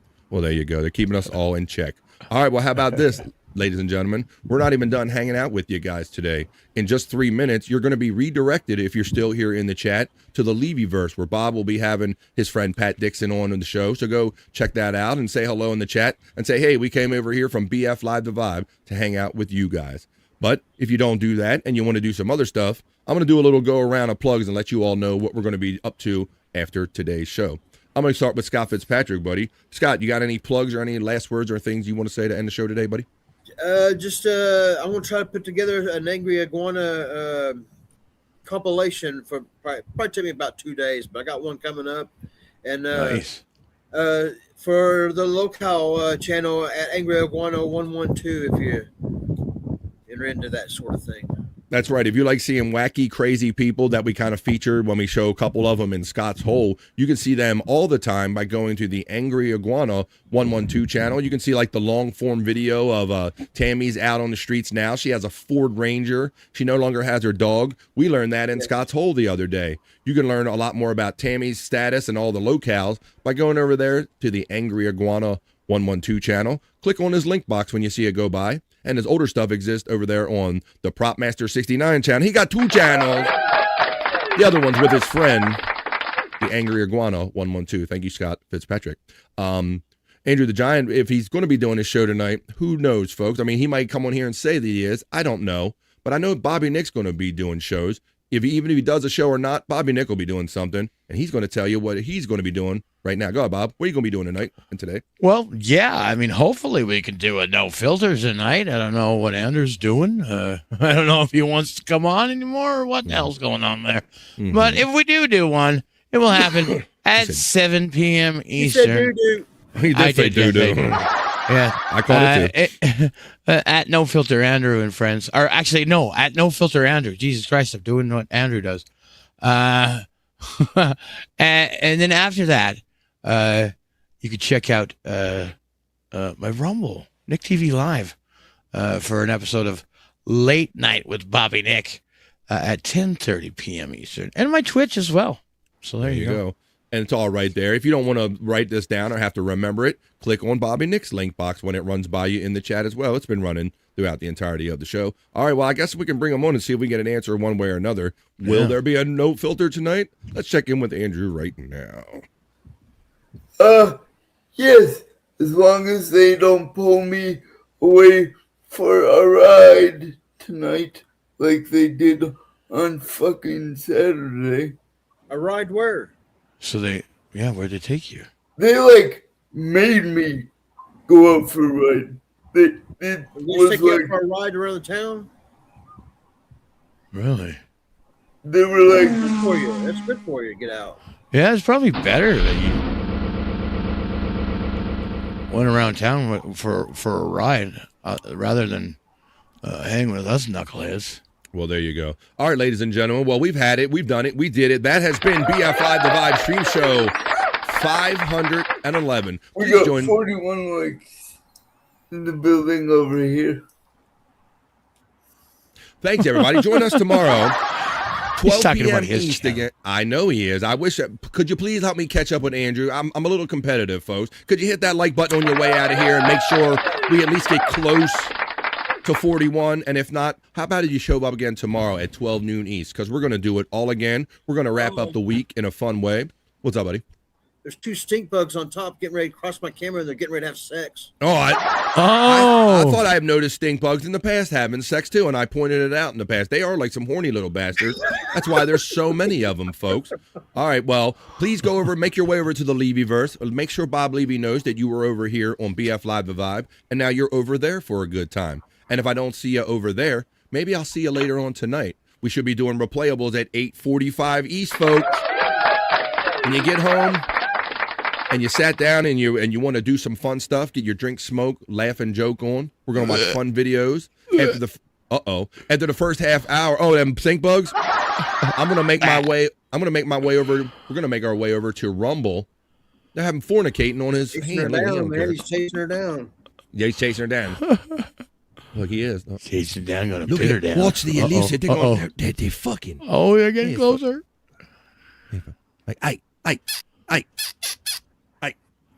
Come here, girl. Oh, he was gonna try to help him out. There you go. He's like, fuck it. He's like, you on your own. Go get that ass on your own arm on your own time. All right, ladies and gentlemen. So for this guy, let's see if he shows up later on tonight on No Filter with Andrew, being highly professional and not talking about any of his health issues. He's only here to bring you a good time.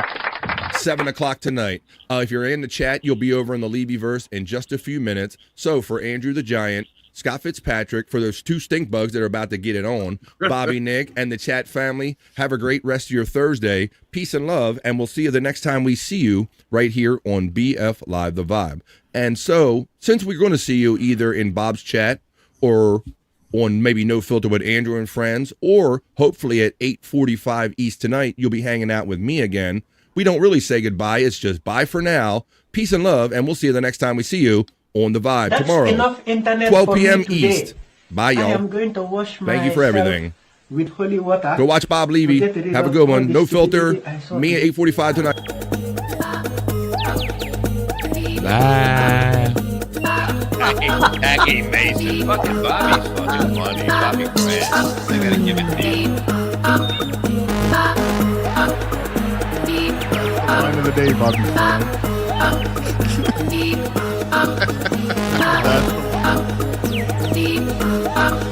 Super creative, super original. There's a show called The Vibe.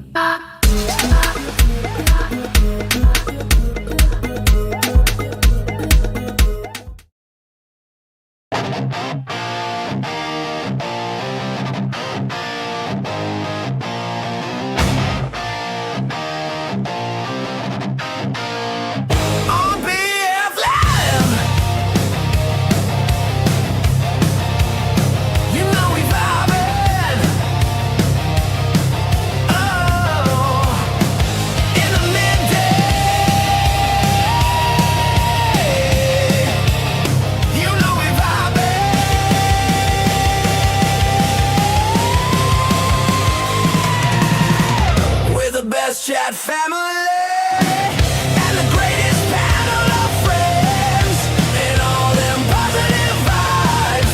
Oh, it's BF Live. Okay. Playing with it. Oh my.